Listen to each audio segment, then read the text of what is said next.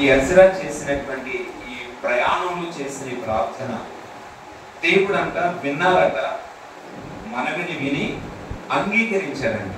ఏం చేశారు?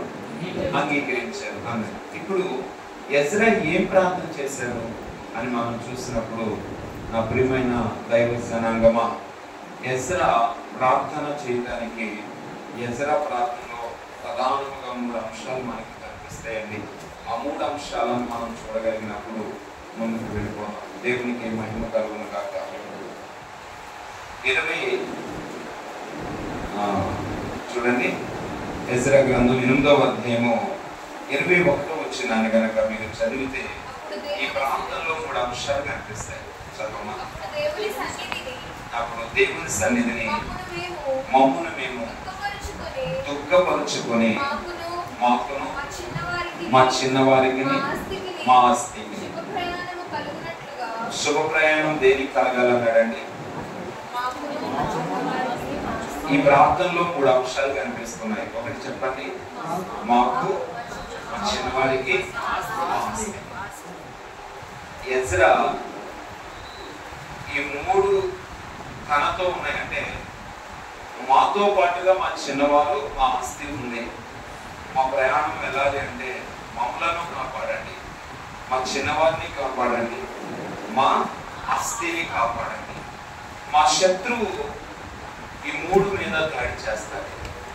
మా విరోధి అయినటువంటి అపవాది ఈ 3టిని మాకు దూరం చేస్తాడు. మమ్మలను మేము కోల్పోయేటట్లుగా చేస్తాడు. మా చిన్నవారిని కూడా మాకు దూరం చేస్తాడు. మా ఆస్తిని కూడా మాకు దూరం చేస్తాడు. అయ్యా, మేము చేస్తున్న ఈ ప్రయాణంలో ఈ 3టిని మమ్మలను కాపాడండి, మా పిల్లలను కాపాడండి, మా ఆస్తిని కాపాడండి. మా శత్రువు నుంచి ఇవి మేము కాపాడుకోవాలంటే మా బలం సరిపోదు, మా సామర్థ్యత సరిపోదు.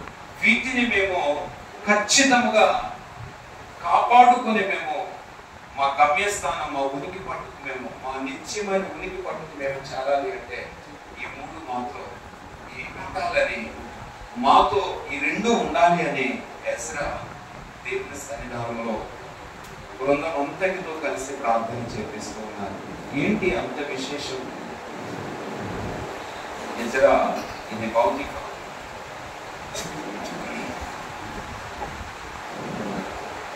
రాజేష్ ఎప్పుడు ఉన్నారని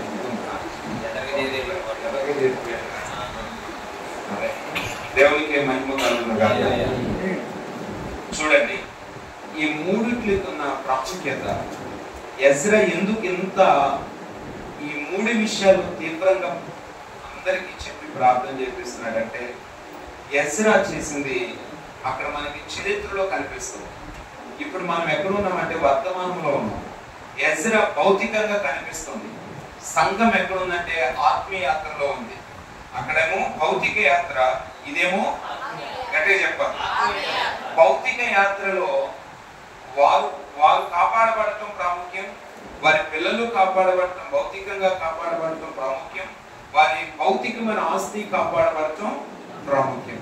ఈ ఆధ్యాత్మిక యాత్రలో ఆ చరిత్రలో నుంచి మనము నేర్చుకునేటువంటి ఆధ్యాత్మిక పాఠాలలో కనుక మనం చూడగలిగితే, ఇప్పుడు ఎజ్రా చేసిన ఈ 3 ప్రార్థనలో ఒక్కొక్క ప్రార్థన అంశాన్ని వివరణలోనికి మనం పెడదాం. జాగ్రత్తగా పరిశీలించాలి. చాలా చాలా ముఖ్యమైనటువంటి విషయాలను దేవుడు మనకి నేర్పబోతూ ఉన్నారు. దేవునికి స్తోత్రం. ఇప్పుడు మా కోసం ప్రార్థన, మమ్మలను కాపాడండి, శత్రువు నుంచి మమ్మల్ని కాపాడండి అని ఎజ్రా ప్రార్థన చేశారు అని అంటే, ఏమి ఆశించి ఎజ్రా ప్రార్థించుంటాడంటారు? తన కోసం ఏమని ప్రార్థన చేసుకుని ఉంటాడంటారు?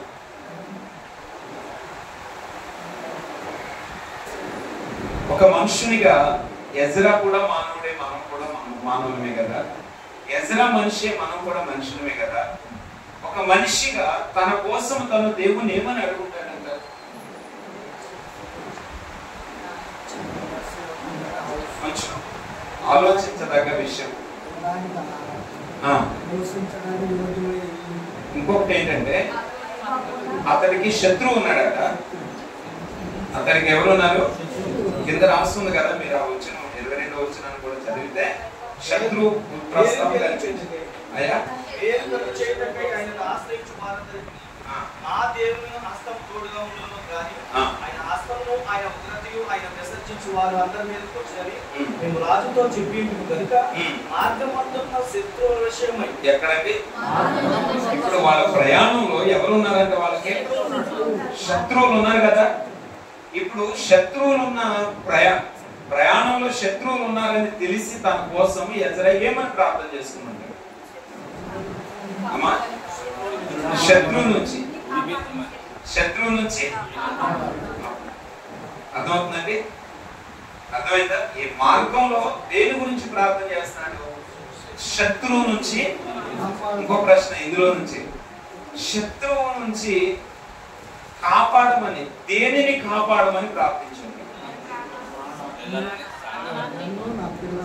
తన కోసం. ఏంటంటే 3 అంశాలలో ఒక అంశం గురించే కదా నేను మాట్లాడింది. తన కోసము ఏమని అడుగుంటాడు దేవుణ్ణి? శత్రువుని ఏ విషయంలో, శత్రువు నుంచి నన్ను కాపాడమని వ్యక్తిగతంగా దేవుని అడుగుంటాడు. ప్రాణమును. దేవునికి స్తోత్రం. అది భౌతికం కదా, ఎజ్రా చేసింది అది భౌతికం కదా. ఇప్పుడు ఆధ్యాత్మిక సంఘమైన మనము ఈ ఆత్మీయ యాత్రలో మన శత్రువు అనబడిన వాడు రక్తమాంసములు కలిగిన వాడు కాడు అని రాత్రి నేర్చుకున్నాం కదా. మన శత్రువు అనబడిన వాడు ఒక దురాత్మని మనం నేర్చుకున్నాం కదా. ఈ ఆత్మీయ యాత్రలో దురాత్మను ఎదుర్కొనే సంఘముగా, దురాత్మను ఎదుర్కొనే సంఘ బిడ్డగా, వ్యక్తిగత విశ్వాసిగా శత్రువు నుంచి మనం ఏ విషయంలో కాపాడబడాలి? దేవునికి స్తోత్రం. చెప్తాను వినండి. మన భక్తి ఎక్కడ పాడవకుండా, పరిశుద్ధత పాడవకుండా, సాక్ష్యము పాడవకుండా. శత్రువు వచ్చి ఏం పాడు చేస్తారండి? దురాత్మ వచ్చి మనల్ని ఎక్కడ బలహీనపరుస్తాడు, ఎక్కడ పాడు చేస్తాడు? మన సాక్ష్యాన్ని పాడు చేస్తాడు. అవునండి? అవునా కాదు? మన ఆత్మీయతను పాడు చేస్తాడు, మన ప్రార్థన జీవితాన్ని పాడు చేస్తాడు, మన భక్తిని పాడు చేస్తాడు, మన విశ్వాసాన్ని, మన వాక్య జ్ఞానాన్ని పాడు చేస్తాడా? ఇప్పుడు ఎజ్రా ఒకవేళ ఆధ్యాత్మికంగా ఎజ్రా స్థానంలో మనముండి ఆధ్యాత్మికంగా మన కోసం వ్యక్తిగతంగా ప్రార్థన చేసుకోవాల్సి వస్తే ఏమని ప్రార్థించాలి?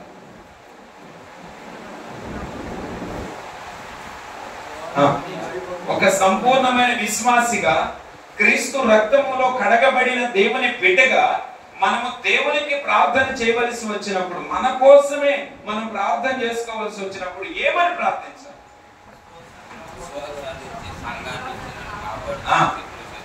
అందరూ చెప్పాలి. వ్యక్తిగతంగా మనం దేవునితో ప్రార్థన చేసుకునేటప్పుడు అమ్మా మొదటిగా నేను చెప్తున్నాను, 2 విషయాలను వ్యక్తిగత ప్రార్థనలో జ్ఞాపకం చేసుకోనండి. ఒకటి, దేవా నా శత్రువుకి దొరికిపోయే అపరాధం నాలో ఏమైనా ఉన్నది, దయతో నన్ను క్షమించి నా శత్రువుకి దొరకకుండా నాలో లోపములు లేకుండా సరిచేయనైనా, నిత్యము నన్ను పరిశుద్ధపరచునైనా. దుష్టుడు ఎలాంటి వాడంటే బెల్లం ఉన్న చోటుకి ఏమొస్తాయండి? పిలవాలా ఎవరైనా వాటికి ఎవరైనా ఇన్విటేషన్ కార్డు ఇవ్వాలంటారా? మనం ఎక్కడ దాచుకున్నా ఎలా రాగలిగితే ఎందుకు వస్తాయి? ఎవడిచ్చాడు వాటికి హక్కు? చీమలకి ఎవడివ్వక్కర్లేదు. దీపం ఉందంటే సామాన్యుడి దగ్గర ఉన్న దీపం దగ్గరికి వెళ్తాయి, సామంతుని దగ్గర ఉన్న దీపం దగ్గరికి వెళ్తాయి. అలాంటి వాడే దుష్టుడు. పాపం ఎక్కడుంటే అక్కడికి వాడు చీమలాగా వచ్చేస్తాడు. చీమలు రాకుండా ఉండాలంటే అక్కడ ఏముండకూడదంటే ఆ తీపి అనేది, సాతాను మనలను తాకకుండా ఉండాలంటే మనలో ఏముండకూడదు? పాపం అనేది. వ్యక్తిగతంగా ప్రార్థన చేసుకునేటప్పుడు, ఏకాంతంగా ప్రార్థన చేసుకునేటప్పుడు మన వ్యక్తిగత లోపాలను సరిచేయమని, ఎక్కడైనా లోపం ఉన్నదేమోనని పరిశీలన చేసి ఒప్పుకొని ప్రార్థన చేయాలి. రొట్టె విరిచే ముందు అందుకనే కదా అపోస్తలుడైన పౌలు గారు కొరింథీయులకు రాసిన 11వ అధ్యాయంలో చక్కని వివరణ ఇచ్చారు. మనల్ని మనం ఏం చేసుకోవాలంట? ఏం చేసుకోవాలి? పరిశీలన. ఎక్కడైనా లోపం ఉన్నది, ఎక్కడైనా ఆలోచనలో తప్పిపోయి మేము, చూపులో తప్పిపోయి మేము, మనం ఏ విషయంలోనైనా దేవునికి దూరంగా ఉన్నామేమో పరిశీలన చేసుకున్న తర్వాతనే యోగ్యమైన రీతిలో రక్త మాంసములు ఎదుగు రావాలన్నాడు కదా. ఏకాంత ప్రార్థనలో మొదటిగా చేయవలసింది ఏంటంటే మనల్ని మనం పరిశీలన చేసుకోగలగాలి. ఎదుటి వారి లోపం ఏదైనా మనకి తెలిసిందనుకోండి, అందరి ముందు ఆ లోపాన్ని ఎత్తి ప్రార్థన చేయకూడదు. ఏకాంత ప్రార్థనలో ఎదుటి వారి బలహీనతను నీవు నీ దేవుడు మాత్రమే ఉన్న తరుణంలో అప్పుడు సహోదరి బలహీనత కోసమో ప్రార్థన చేయాలి. కొంతమందికి జ్ఞానం లోపించి ఎవరిలోనైనా లోపం కనిపించిందంటే మైక్ కూడా అవసరం లేదు వాళ్ళకి, అంత బిగ్గరగా ఎదుటి వారి బలహీనతను ఎత్తి ప్రార్థన చేస్తారు. తప్పండి, ఇది పొరపాటు. నువ్వు ఎదుటి వారు పాపంలో ఉన్నారు, వారు రక్షింపబడాలనే భారము నీకుంటే రక్షించేది దేవుడు. ఆయన పాదాలు పట్టుకునే వ్యక్తిగత ప్రార్థనలో జ్ఞాపకం చేసుకోవాలి. ఇక్కడ మా కోసం అనేటువంటి ఒక మాటను మొట్టమొదటి ఎజ్రా వాడారు, చూశారు. అది వ్యక్తిగతం, ఇండివిజువల్కి. దేవునికి స్తోత్రం. తన కోసం వ్యక్తిగతంగా ప్రార్థన చేసి తన బలహీనతలను, తనకు తెలిసిన బలహీనతలను దేవుని ఎదుట సరిచేయమని ప్రార్థించాడు. ఇదే ప్రార్థనలో, వ్యక్తిగత ప్రార్థనలో రెండవ కోణాన్ని ఎజ్రా ఏం చూపించాడంటే, వ్యక్తిగత ప్రార్థనలోనే రెండవ కోణం, అంటే మొదటి అంశంలోనే రెండవ కోణాన్ని నేను చూపిస్తున్నాను. అదేమిటంటే, రక్షింపబడిన నేను నీ కొరకు ఏమి చేయాలో నాకు బయలుపరచును తండ్రి. దేవునికి స్తోత్రం. హల్లెలూయా. నీ స్వరక్తం ఇచ్చి నన్ను సంపాదించుకున్నావే, నీ శిలువ రక్తంలో నన్ను కడిగి పవిత్రపరుచుకున్నావే, నీ శక్తుగా రాజులనే యాజక సమూహముగా నీ ప్రజగా నన్ను ఏర్పాటు చేసుకున్నావే, నేను ఏం చేయను, నా పట్ల మీ ఉన్నతమైన ప్రణాళిక ఏమిటో బయలుపరచాలి తండ్రి. దేవునికి స్తోత్రం. ఒక సంపూర్ణమైన ఆధ్యాత్మికతలోనికి మనం వెళ్ళాలి అంటే ఈ వ్యక్తిగత ప్రార్థన అనేది మనకి చెప్పండి. దేవుడు మనల్ని రక్షించుకున్నారంటే మన మీద ఎలాంటి ఉద్దేశం లేకుండానే దేవుడు రక్షించుకున్నాడు అంటారా? చిన్నలు మొదలుకొని వృద్ధ తల్లుల వరకు ప్రతి ఒక్కరి మీద దేవుని యొక్క ఉన్నతమైన ప్రణాళిక ఉన్నది. నీవు చేయగలిగింది నువ్వు చేయాలి, నేను చేయగలిగింది నేను చేయాలి. మనందరము దేవుని పనివారమే, మనందరితోనూ దేవునికి పని ఉన్నది. ఇక్కడ ఎవరు ప్రక్కన పెట్టవలసిన వ్యక్తులు ఎవరు ఉన్నారంటారా? ఉంటే దేవుడు ఎందుకు సెలెక్ట్ చేసుకుంటాడండి? దేవుడు సెలెక్ట్ చేసుకున్నాడు అంటేనే మనం ఉన్నాం ఆయన ప్రణాళికలో. దేవునికి స్తోత్రం. హల్లెలూయా. ఉన్నాము. ఎందుకున్నాం? ఏదో ఒక పని మన మీద ఉన్నది కదా. ఏదో ఒక తలాంతు దేవుడు మనకి ఇవ్వకుండా ఉన్నాడా? ఏదో ఒక సామర్థ్యత దేవుడు మనకి ఇవ్వకుండా ఉన్నాడా? ఖాళీగా ఉంచడానికే దేవుడు మనల్ని సమకూర్చుకుంటున్నాడా? మన పట్ల దేవునికి ఏదో ప్రణాళిక ఉన్నది. ఆమేన్. అది కనిపెట్టాలి వ్యక్తిగత ప్రార్థనలో. శత్రువు మన పనిని, మనం దేవుని కొరకు చేసే పనిని ఆటంకపరచకుండా వ్యక్తిగత ప్రార్థనలో దేవుని కొరకు మనము కనిపెట్టుకొని దేవుని కొరకు వాడబడాలి. దేవునికి స్తోత్రం. నేను కూడా ఉన్నానయ్యా, నన్ను వాడుకో యేసయ్యా. నేను కూడా ఉన్నానయ్యా, నన్ను వాడుకో యేసయ్యా. నేను కూడా ఉన్నానయ్యా,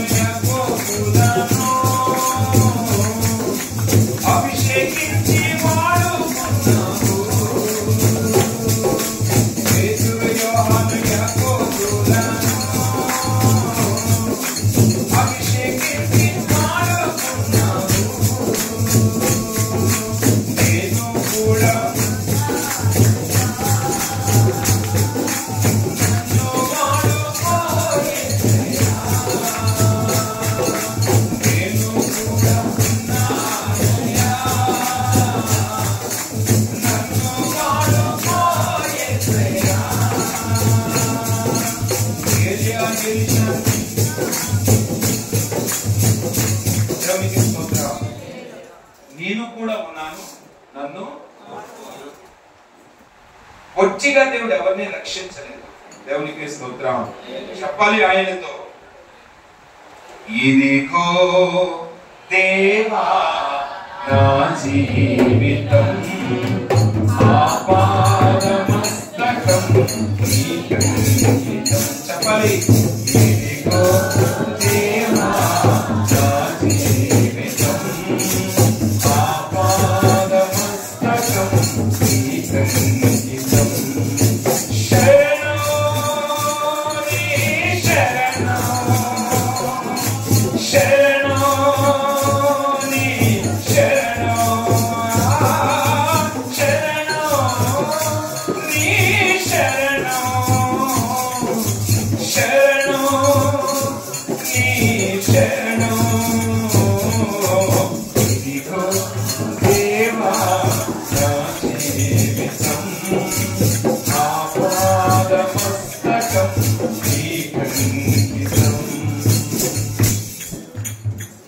అని దేవునికి మనము సమర్పించుకోవాలి. నేను నీ సొత్తు తండ్రి, నా బలము, నా జ్ఞానము, నా ధనము, నా సౌష్ట్యము సర్వము నీ పని కొరకే వాడబడాలి నాయన. దేవునికి స్తోత్రం. హల్లెలూయా. మిగిలిన ఈ శేష జీవితం నీ పనిలో వాడబడాలి తండ్రి. దేవునికి స్తోత్రం. నన్ను వాడుకోనైనా ఇంతకాలము నా జీవితాన్ని లోకములో పాపములో ఉపయోగం లేని వాటి కొరకు నేను ఉపయోగించాను. మిగిలిన కొద్ది కాలమునైనా నీకు సాక్షిగా నన్ను వాడుకో తండ్రి. ఇది వ్యక్తిగత ప్రార్థన అంశాలకి. మేము అనే మొదటి ప్రార్థన అంశంలో ఇది చెప్పాడండి. రెండోది ఏమన్నాడండి? ఈ అంశాన్ని ప్రతి ఒక్కరు గుర్తుపెట్టుకుంటే, ఓ తల్లిగా ఓ తండ్రిగా పిల్లల పట్ల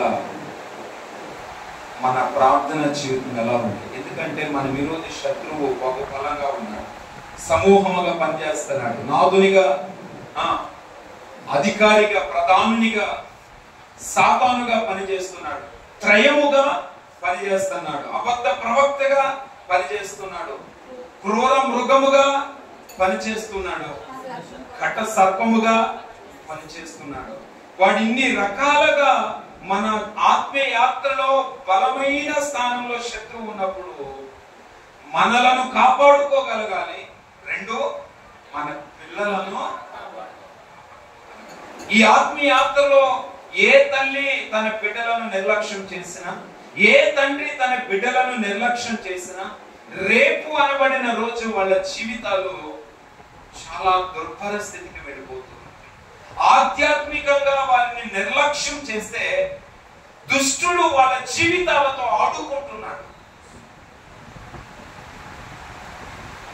దుష్టుడు కంకణం కట్టుకున్నాడు. దుష్టుడు అనేక రకాలుగా చిన్న పిల్లల జీవితాలను నాశనం చేయడానికి విశ్వ ప్రయత్నాలు చేస్తున్నాడు.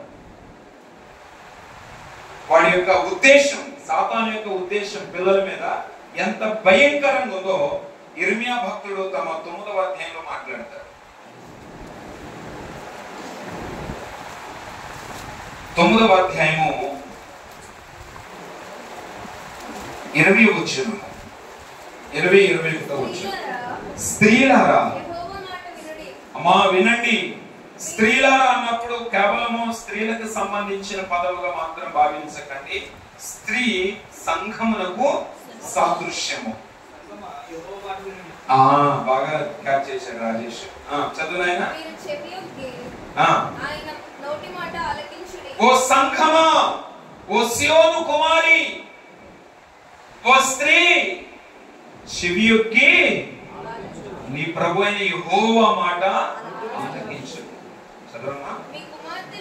మీ కుమార్తెలకు ఏం చేయ నేర్పాలి?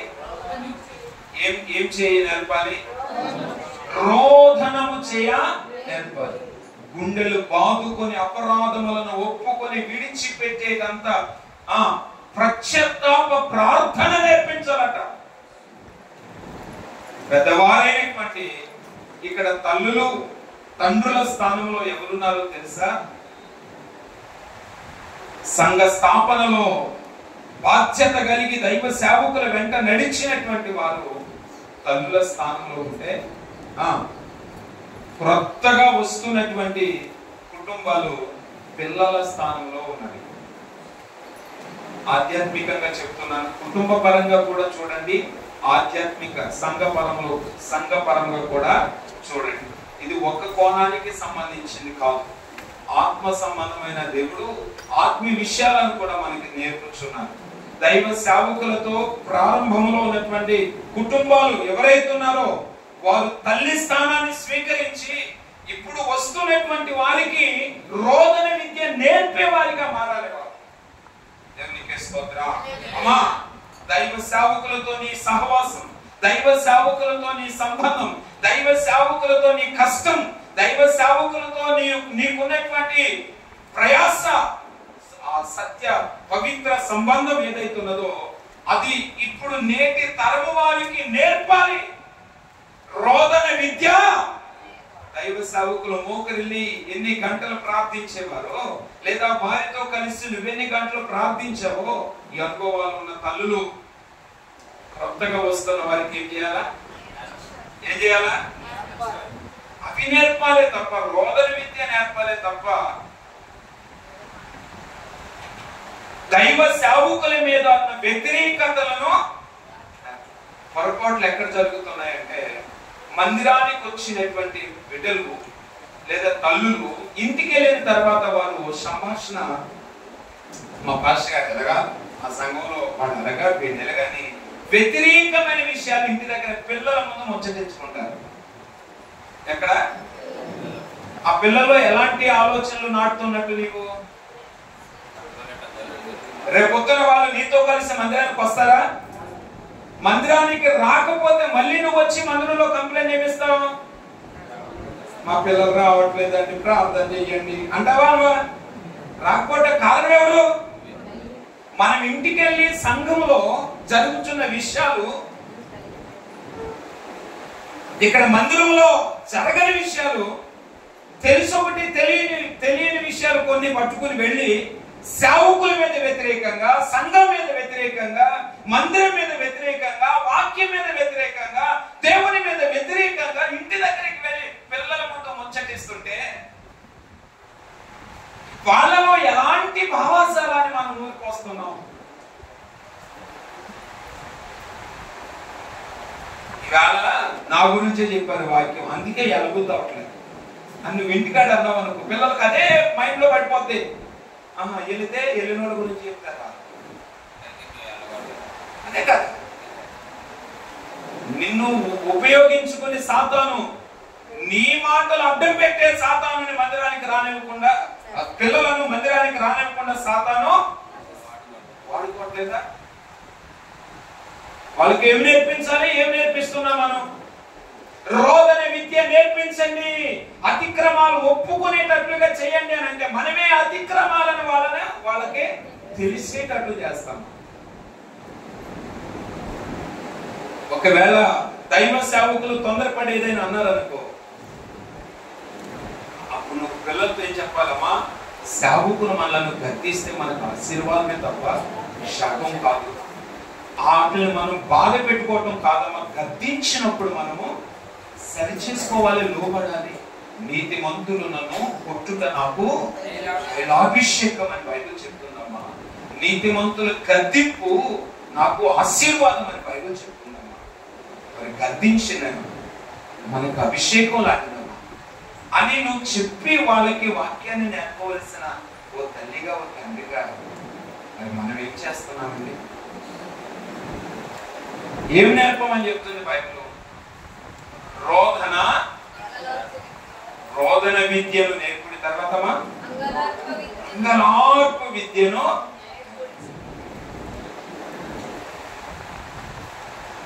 చూడండి, పిల్లలకి ఏదైనా ఒక వస్తువు నచ్చింది అనుకోండి, అమ్మా నాన్నను పట్టుకుని నాకు అది కొని పువ్వు, అది నాకు కొని పువ్వు, అది నాకు కొని పని ఒకటే మొండి పట్టుపడతారు. అనుకుందా? ఏడ్పించాం కదా. Okay, right. మొండు పట్టు పడతారు. ఒకవేళ ఇవ్వకపోతే ఏడవటం మొదలు పెడతారు. అది ఉపయోగమా ఉపయోగం లేదని గమనించి తల్లిదండ్రులు ఉపయోగకరమైంది అయితే, సామర్థ్యత లేకపోయినా, వాళ్ళ దగ్గర స్తోమత లేకపోయినా, ఇది నా బిడ్డకు ఉపయోగం అనుకున్నప్పుడు ఎక్కడో చోట వాళ్ళు ప్రయాసపడి బిడ్డల అవసరాలను తీర్చగలుగుతున్నామా? తీర్చండి. వాళ్ళు అంగలార్చబట్టే కదా, 1కి 10 సార్లు అడగబట్టే కదా, దుఃఖంతో అడగబట్టే కదా. ఒకవేళ అది చెడుదనుకో, అంగలార్పు కాదు కదా, కింద పడి పొర్లి పొర్లి ఏడ్చిన, ఒకవేళ ఇచ్చే మనసు మీకుంటే ఈ రోజు నేను చెప్తున్నా ఇవ్వద్దు అనే చెప్తున్నా. ఎందుకంటే అది ప్రమాదం. వాళ్ళకి తెలియక అడుగుతారు, నచ్చింది అడుగుతున్నారు, కానీ తర్వాత వచ్చే ఫలము వాళ్ళు చూడరు. విశ్లేషించి అది చెడ్డ ప్రభావం చూపేదైతే కనుక ఎట్టి పరిస్థితుల్లోనూ కనికరించవద్దు. ఉపయోగకరమైనదైతే కనుక నేను చెప్పేదేముంది, తల్లిగో తండ్రిగా మనందరము వాళ్ళ మనవిని, వాళ్ళ దుఃఖాన్ని చూసి ఇస్తాం. మనకే ఈ మనసు ఉన్నప్పుడు దేవుడు పొందండి. పిల్లలకి ఏమి నేర్పమని చెప్తుంది? మనల్ని పట్టుకుని వాళ్ళు అంగలార్చడం కాదట. వాళ్ళు నేర్చుకోవాల్సింది, ఎవరిని పట్టుకుని అంగలార్చే విద్య నేర్చుకోవాలంటే, ముందు నన్ను కాదమ్మా, మోకరిల్లి దేవున్నాడు. దేవునికి స్తోత్రం. హల్లెలూయా. నువ్వు దేవుణ్ణి అడుగు, దైవ చిత్తం అయితే ఖచ్చితంగా నేను నీకు ఇస్తాను. ఎందుకు దేవునితో వాళ్ళను సహవాసం చేయమని మనం నేర్పాలి? ఏదైనా దేవుణ్ణి అడిగి పొందమని ఎందుకు వాళ్ళను ప్రోత్సహించాలి? దేవునితో సహవాసం చేస్తే పిల్లల జీవితాలకి క్షేమం. ఈ సంగతి ఎజ్రా తెలుసుకుని అన్నాడు కదా, మాకును మా పిల్లలకు, అంటే మా చిన్నవారికి శుభ ప్రయాణం కలగాలి అన్నాడు. 3వ దాని దగ్గరికి వెళదాంలే. ఇప్పుడు 2వదే కదా మనం నేర్చుకునేది. ఎందుకు చిన్న పిల్లలకు రోధన విద్యను, అంగలార్పు విద్యను నేర్పించాలంటే కింద రాస్తున్నాడండి, వీధులలో యవనులు లేకుండాను వారిని నాశనము చేయుటకు మరణము మన కిటికీలను ఎక్కుచున్నది. జాగ్రత్తగా వినండి ప్రియమైన దేవుని యొక్క బిడ్డలారా. మరణము అనబడిన మరణ దూత, సంహార దూత, ఐగుప్తు దేశంలో 10వ తెగులుగా ఆవిర్భవించిన సంహార దూత ఈవేళ ఓ భయంకరమైనటువంటి కసితో తిరుగుతున్నాడు. అదేంటో తెలుసా? వీధులలో ఎవరు ఉండకూడదు, రాజ మార్గంలో ఎవరు ఉండకూడదు, ఉండకుండా వాళ్ళని ఏం చేయాలని అందరూ చెప్పాలి. అంటే సాతాను అనబడిన ఈ మరణ దూత పిల్లల జీవితాలను, యవనుల జీవితాలను నాశనం చేయాలని ఏమవుతున్నాడంటాడు? కిటికీలు ఎక్కుతున్నాడు. అంతేకాదమ్మా, ఇంకా కిందకు వస్తే వాడు ఏం చేస్తున్నాడు? నగరంలో ప్రవేశించుచున్నది. ఎక్కడ? మన దానికంటే ఇంకో మాట లేదా? మార్గంలో ఎవరు లేకుండా వారిని నాశనం చేయుటకై మరణము మన కిటికీలను ఎక్కుచున్నది, మన నగరులలో ప్రవేశించుచున్నది. ఎక్కడక? నగరములలో ప్రవేశం. అంటే దుష్టుడు అనబడిన వాడు, సాతాను అనబడిన వాడు పిల్లల జీవితాల మీద ఎంత బలమైన కసితో ఉన్నాడో చూడండి. చెప్తున్నా, పిల్లల జీవితాలను నాశనం చేయటానికట మన నగరంలోకి వచ్చాడట, మన వీధిలోకి వచ్చాడట. చివరికి ఎక్కడికి వచ్చాడు? ఏదో సినిమా డైలాగ్ లాగా ఉందా? సినిమా డైలాగ్ లాగా ఉందా? ఆ డైలాగ్ చెప్పిన వారు వస్తారో రారో నాకు తెలియదు, కానీ ఈ సాతాను మాత్రం వచ్చి చూపిస్తాం. నీ నగరమునకు వచ్చా, నీ వీధిలోకి వచ్చా, నీ ఇంట్లోకి వచ్చా అంటున్నాడు వీడు. ఇది వీడి డైలాగ్.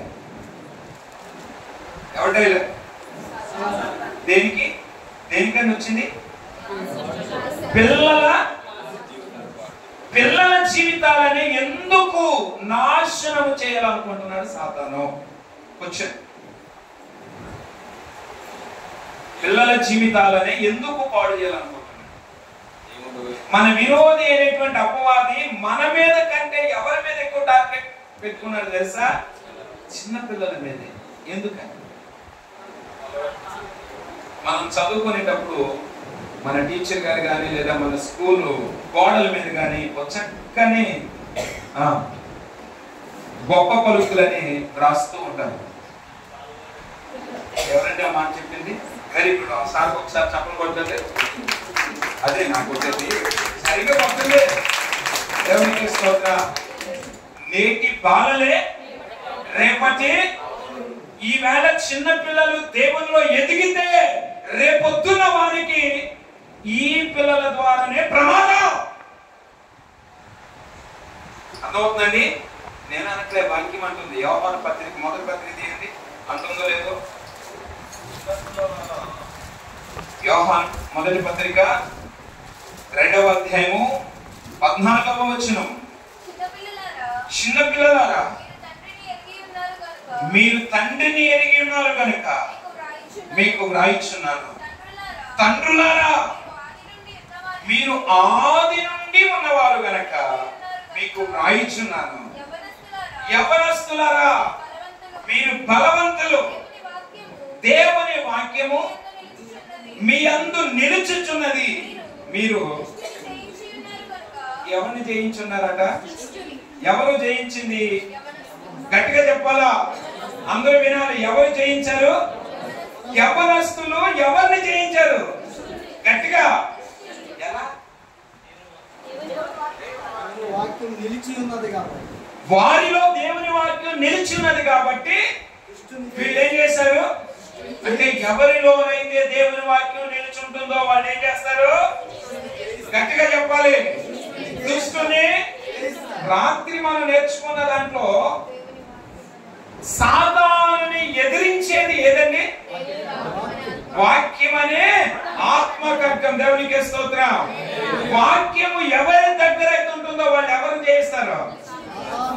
వాక్యము యవనస్తుల హృదయంలో నిలిచి ఉండాలంటే ఎప్పుడు నిలిచి ఉంటది? ఏమండి? బాగా చెప్పారు. అందుల కోసం ఒకసారి చెప్పలు కొట్టండి దగ్గరగా. దేవునికి స్తోత్రం. హల్లెలూయా. బాలుడు నడవవలసిన త్రోవలో వాడిని నడిపిస్తే వాడు పెద్దవాడైనప్పుడు దాని నుంచి, అంటే చిన్న పిల్లలప్పుడే వాక్యంలో పెంచితే వాడు పెద్దోళ్ళైన తర్వాత ఎవరికి ప్రమాదకారులుగా మారుతున్నారు? దుష్టునికి. పిల్లలు పెద్దోళ్ళు అయితే వాళ్ళ ద్వారా ఎవరి సామ్రాజ్యం కూలిపోతుంది?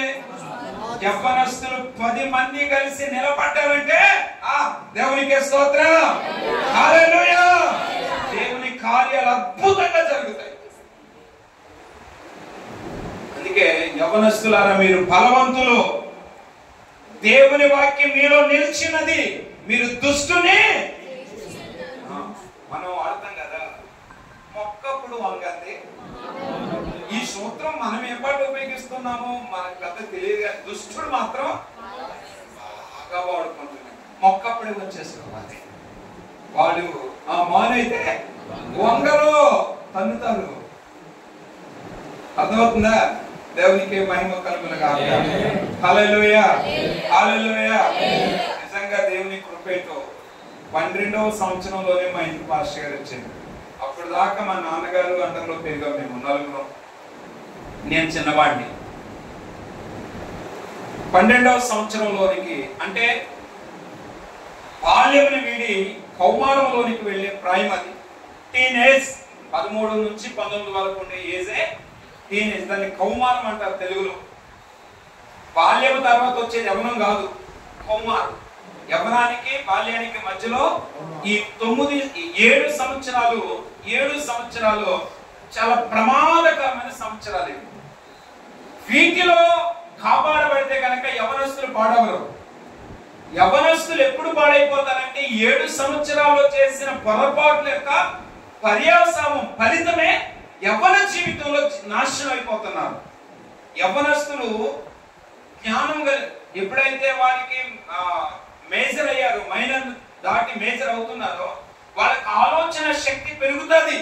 మంచేదో చెడేదో, ఎదుటి వ్యక్తి మంచోడో చెడ్డోడో, వీడితో మాట్లాడాలో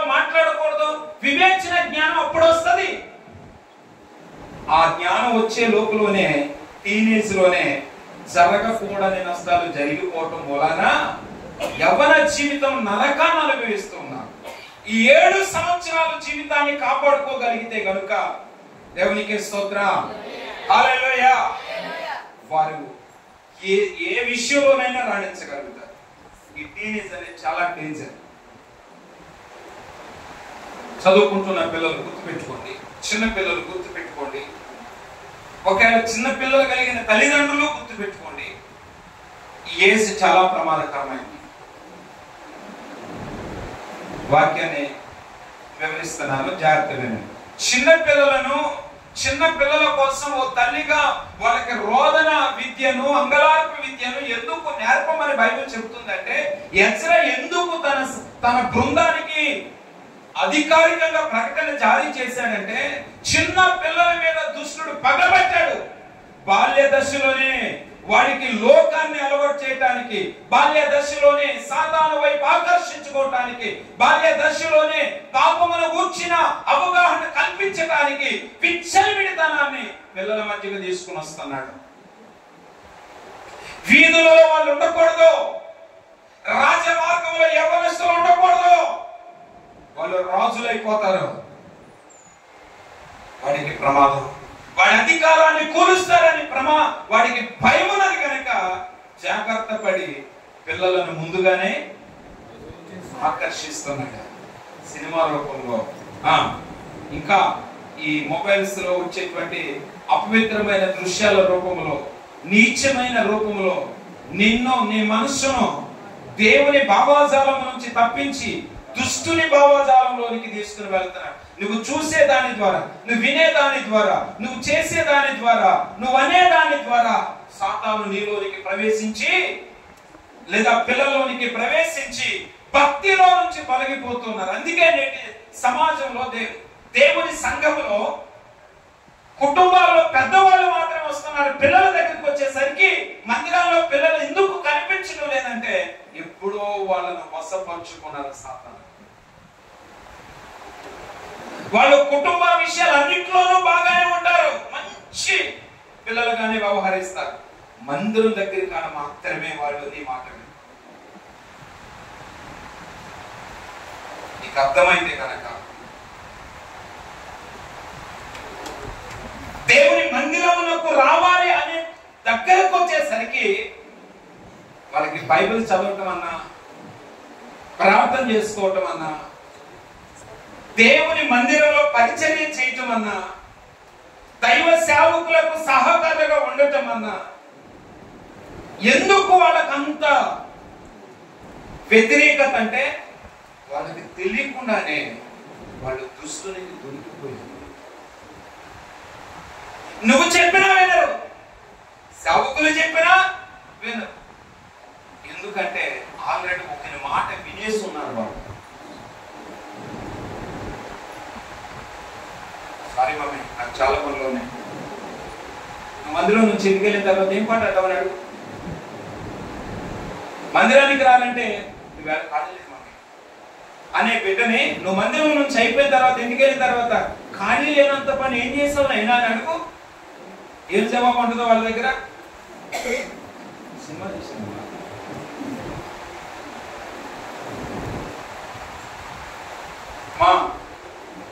మనలనే దేవుడు తన వాక్కును మన విరోధి కుట్ర పని మన పిల్లల జీవితాలతో ఆటాడుకుంటుంటే మనం ఎందుకు నిర్లక్ష్యం మనకు కూడా అర్థం కాదు. మన కళ్ళ ముందే మన పిల్లలు చెడిపోతూ ఉంటే, ఓ డ్రింకర్ గాను, స్మోకర్ గాను మన కళ్ళ ముందే మన పిల్లలు పాడైపోతూ ఉంటే, మనకి చలనం లేని తత్వము ఎందుకు మనలో ఉందో మనకి అర్థం కాదు. ఈరోజు ఆ దేవుని యొక్క వాక్కుని దగ్గరికి వస్తే కనుక ఒక తల్లికి ఒక తండ్రికి ఆలోచించు, నీ పిల్లలు రోదన విద్య చేసేవారిగా ఉన్నారా, అంగలార్పు విద్య చేసేవారిగా ఉన్నారా, ఏ విషయాన్నైనా దేవునితో చెప్పి పొందుకునే అనుభవంలో, ప్రార్థన అనుభవంలో ఉన్నారా అంటే మార్గం కనిపిస్తున్నా జవాబుగా. కారణం దుష్టుడు అంతా పక్కపెట్టాడు.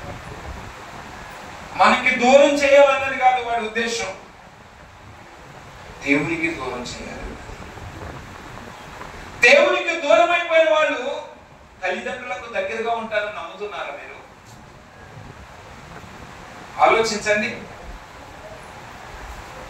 దేవుని విడిచిపెట్టిన వారు మనల్ని విడిచిపెట్టలేరా? దేవునికి అన్యాయం చేస్తున్న వారు మనకు అన్యాయం చేయలేరా? ఇంకా బాధాకరమైన మాట ఏంటో చెప్పనా? దేవునికి అన్యాయం చేసేవారు వాళ్ళకి వాళ్ళు కూడా అన్యాయం చేసుకుంటూ కానరాని స్థితిలోకి వెళ్ళిపోతారండి. వాళ్ళ జీవితాలను వాళ్ళే పాడు చేసుకుంటుంటే కనీసం పాడైపోతున్నామన్న ఆలోచన కూడా లేని స్థితికి దిగజారిపోతారండి. ప్రియమైన దేవుని బిడ్డ, దేవుని యొక్క ఆవేదన ఆక్రందనను గుర్తుపెట్టుకున్నాడు. ఆయన మాట ఆలకించండి. దేవుని మనసు అర్థం చేసుకోనండి. సాతాను బలంగా పనిచేస్తున్నాడు. మన పిల్లల జీవితాలతో ఆడుకుంటున్నాడు వాడు. నీ పిల్లల జీవితం పాడైపోతుంటే ఓ ఎజ్రాగా నీవు లేచి వాళ్ళకి అంగలార్పు విద్య, మరణము కిటికీలు ఎక్కుచున్నదట. అందుకే వాళ్ళ పసిపిల్లల మరణాలు ఎక్కువగా చూస్తాం. పసిపిల్లల జీవితాలు డ్రైనేజీలోను, చెత్త కుండీల్లోను, మురు కాలవల్లోను, అనేకమైన నిర్భర ప్రదేశాల్లోను చిన్నపిల్లల సవాలు కనిపిస్తున్నారు. బ్రతికుండగానే నెలల వయసులో ఉన్న వారే మానభంగానికి గురైపోతున్నారు.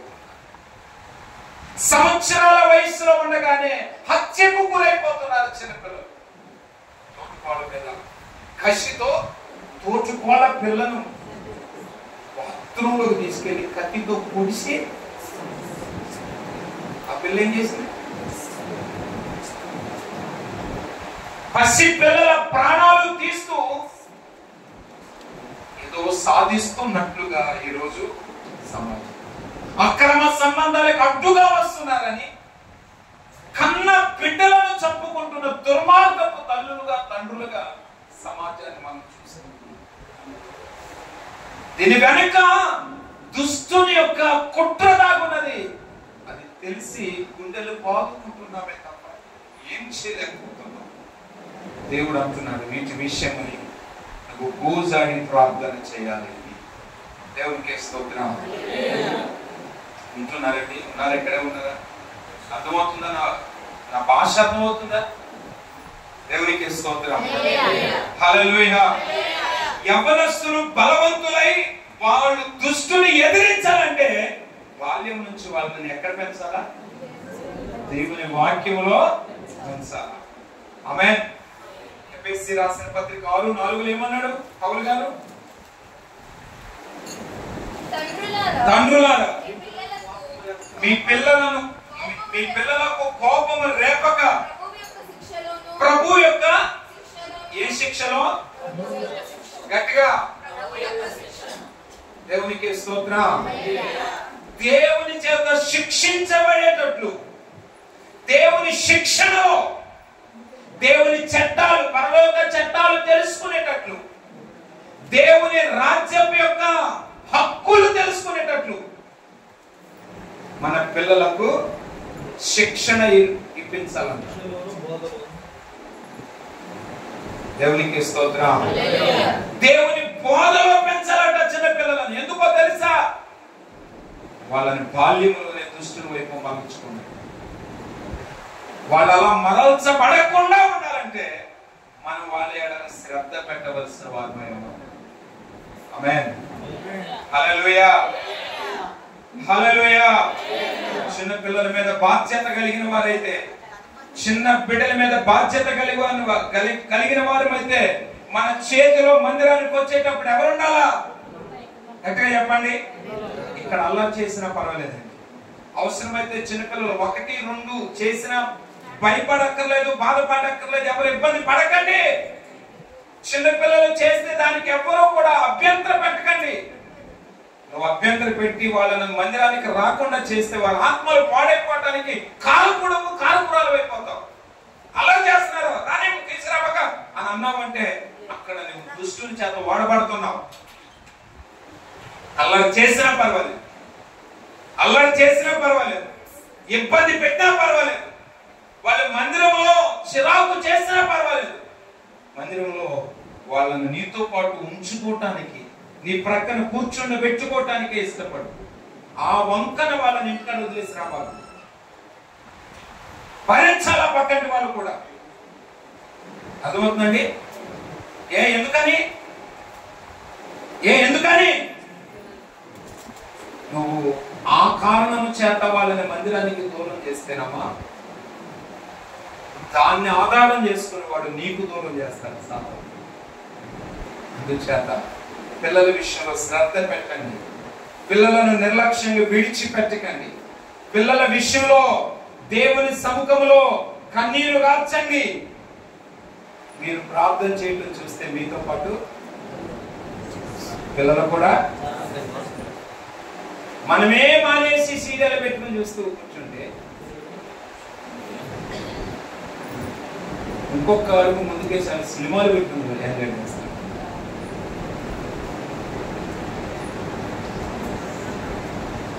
బైబిల్ చదవటం మనమే మానేస్తే చెత్త స్టోరీలు తెచ్చుకొని చదువుతారు వాళ్ళు. అనేకమైన చెత్త స్టోరీలు బుక్స్ రూపంలో, సోషల్ మీడియాలోను దరిద్రమైనవన్నీ ఉన్నాయి. నువ్వు బైబిల్ చదవటం మానేస్తే నీ పిల్లలు బైబిల్ చదవటం మానేయటమే కాదు, పనికి మారిన వాటిని చదవటానికి నువ్వు చదువు, వాళ్ళతో చదువు, నువ్వు ప్రార్థించు, వాళ్ళతో ప్రార్థించు. ఇది దేవుడు. పిల్లల విషయంలో నిర్లక్ష్యంగా ఉండకూడదు, కుటుంబ విషయంలో నిర్లక్ష్యంగా ఉండకూడదు. నీ కుటుంబంలో నీవు ఒక సాక్షిగా నిలబడాలి. నిన్ను బట్టే నీ కుటుంబం దేవుని మందిరంలో దేవునికి స్తోత్రం. ఎందుకు ఈ మాట చెప్తున్నా? విలాప గ్రంథం 2వ అధ్యాయం, ఇదే ఇర్మీయా గారు రాస్తారు.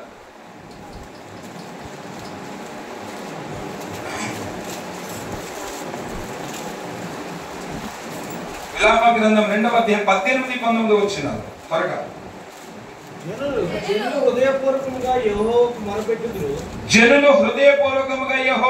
మొరపెట్టుదురు. సియోను కుమారి, వినండి. సియోను కుమారి ప్రాకారమా, నదీ ప్రవాహం వలె దివారాత్రము ఏం చేయమని చెప్తుంది? సియోను కుమారి అంటే సంఘమేనా?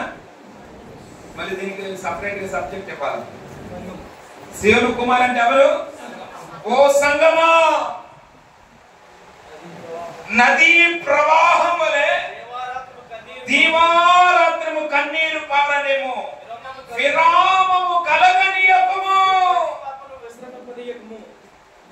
నీ కనుపాపను విశ్రమింపనీయకము. నువ్వు నిర్లక్ష్యంగా ఉండవద్దు. నీ కనుపాపను ఏ మాత్రము విశ్రమింపని. నీవు లేచి రేయి మొదటి జామున మొర్రపెట్టుము. ఇప్పుడు జాముల గురించి విదితమేగా, తెలిసిందేగా. జాములు ఎన్నండి? గట్టిగా నా ఏవి చెప్పండి. ఎన్ని? ఇప్పుడు 4 జాములలో విలాప గ్రంథకర్త ఒక జామును ప్రస్తావిస్తున్నాడు. ఏ జాము ఇది అమ్మా? రేయి. 4 జాములో రేయి మొదటి జాము అన్నప్పుడు ఏ జాము అయి ఉంటది అంటారు? దేవునికి స్తోత్రం. సాయంత్రం 6 నుంచి 9 గంటలకు ఉండేది రేయి మొదటి జాము. అర్థమవుతుందండి? 9 నుంచి 12 వరకు రెండవ జాము, 12 నుంచి 3 వరకు మూడవ జాము, 3 నుంచి 6 వరకు నాలుగవ జాము. ఒక్కొక్క జాముకి ఒక్కొక్కటిగా బైబిల్ పండితులు చెప్పారు. ఏమిటంటే మొదటి జాము వేశ్యల జామట, 6 నుంచి 9 వరకు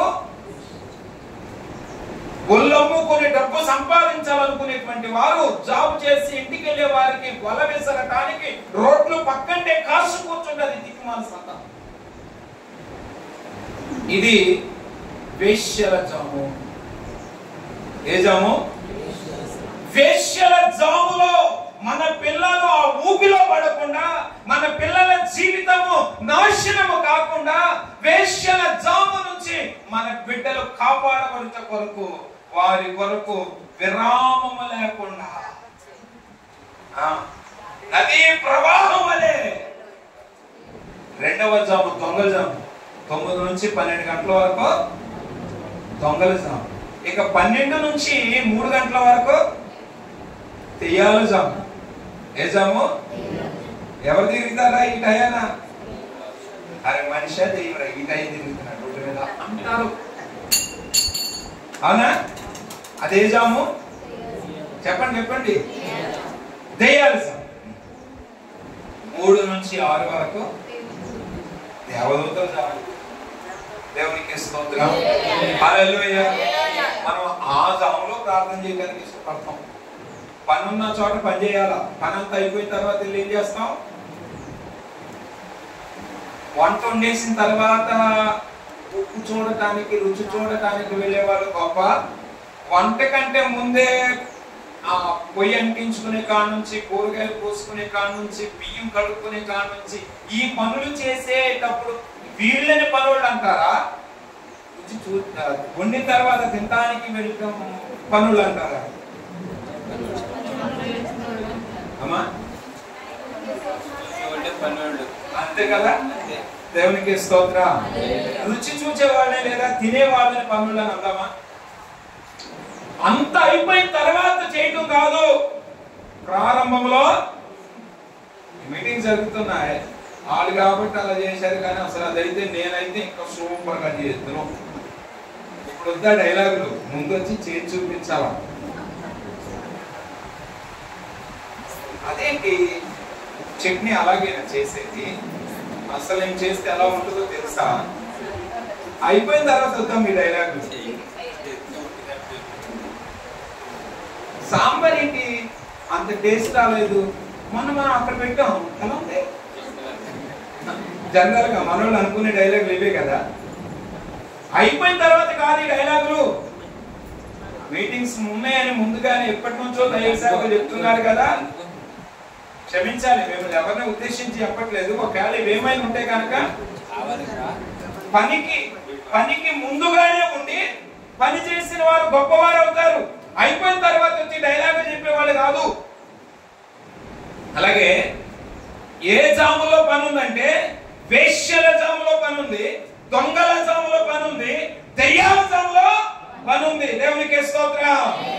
మన అనుదిన ప్రార్థనలో వ్యభిచారులను మార్చండి అయ్యా, దొంగలను మార్చండి అయ్యా, దురాత్మలను ప్రార్థనలండి అయ్యా అని ప్రార్థన చేస్తున్నామా?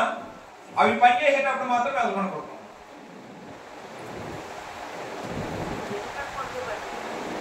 ఆ దురాత్మలు పనిచేసేటప్పుడేమో మనం సైలెంట్ అయిపోతున్నాం. అవి సైలెంట్ అయిపోయినప్పుడు వచ్చి మనం రెచ్చిపోతాం.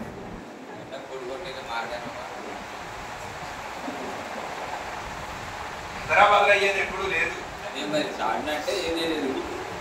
అవి పని చేసేటప్పుడు మనం సైలెంట్ అవుతాం. అవి సైలెంట్ అయిన తర్వాత అప్పుడు మనం మొదలు పెడతాం. ఇది కాదు. ప్రభు చెప్తున్నాడు, రేయి మొదటి జామున నీళ్లు కృంభరించినట్లుగా ప్రభు సన్నిధిని నీ హృదయాన్ని కృంభరించు. నీ పసి పిల్లల ఏం చేయమని చెప్తుందని బైబిల్. పసి పిల్లల ప్రాణముల నిమిత్తం నువ్వు చేతులెత్తి దేవుని అర్చించకపోతే పసి పిల్లల ప్రాణాలు గాల్లో కలిసిపోతున్నాయి. నువ్వు దేవుని వైపు నీ చేతులెత్తి నీ కుటుంబం కొరకు, నీ పిల్లల కొరకు, నీ సంఘము కొరకు, నీ గ్రామం కొరకు, నీ సమాజం కొరకు, మీ దేశము కొరకు నువ్వు ప్రార్థించకపోతే పసి పిల్లల జీవితాలు నాశనం అయిపోతున్నాయి. చిన్న ప్రాయంలోనే దుష్టుడు వాళ్ళను వశపరచుకొని జీవితాలను నాశనం చేస్తున్నాడు. ఓ ప్రార్థనా పరులారా, ఓ విజ్ఞాపన కర్తలారా ప్రభు మాటను జ్ఞాపకం చేసుకోనండి. ఎజ్రా ఈ భారం ఎరిగిన వాడు కనుక మా చిన్నవారి అని పిల్లలను కూడా ప్రార్థనలో మెన్షన్ చేసుకోగలిగాడు. చెప్పారుగా, నీటి బాలలే, గట్టిగా చెప్పండి. నీవు దేవుని సన్నిధిలో పిల్లలను బాల్యంలో నుంచి నడిపిస్తే యవ్వనంలో నాకంటే ఎక్కువ బహు బలముగా మన పిల్లలు వాడబడతారు. చప్పట్లు కొట్టి ప్రభు నామమున దేవునికి స్తోత్రం. హల్లెలూయా హల్లెలూయా. తర్వాత మూడో అంశం ఏంటమ్మా? ఏంటది? బాగుంటుంది సబ్జెక్ట్. అసలు ఎంత బాగుపడేదంతా చాలా ప్రాముఖ్యమైనది. ముగింపులో మాత్రం నెంబర్ 1 సబ్జెక్ట్ వస్తుంది. అంటే అనుకుంటున్నారా? దేవునికి స్తోత్రం. హల్లెలూయా. చివరిదిగా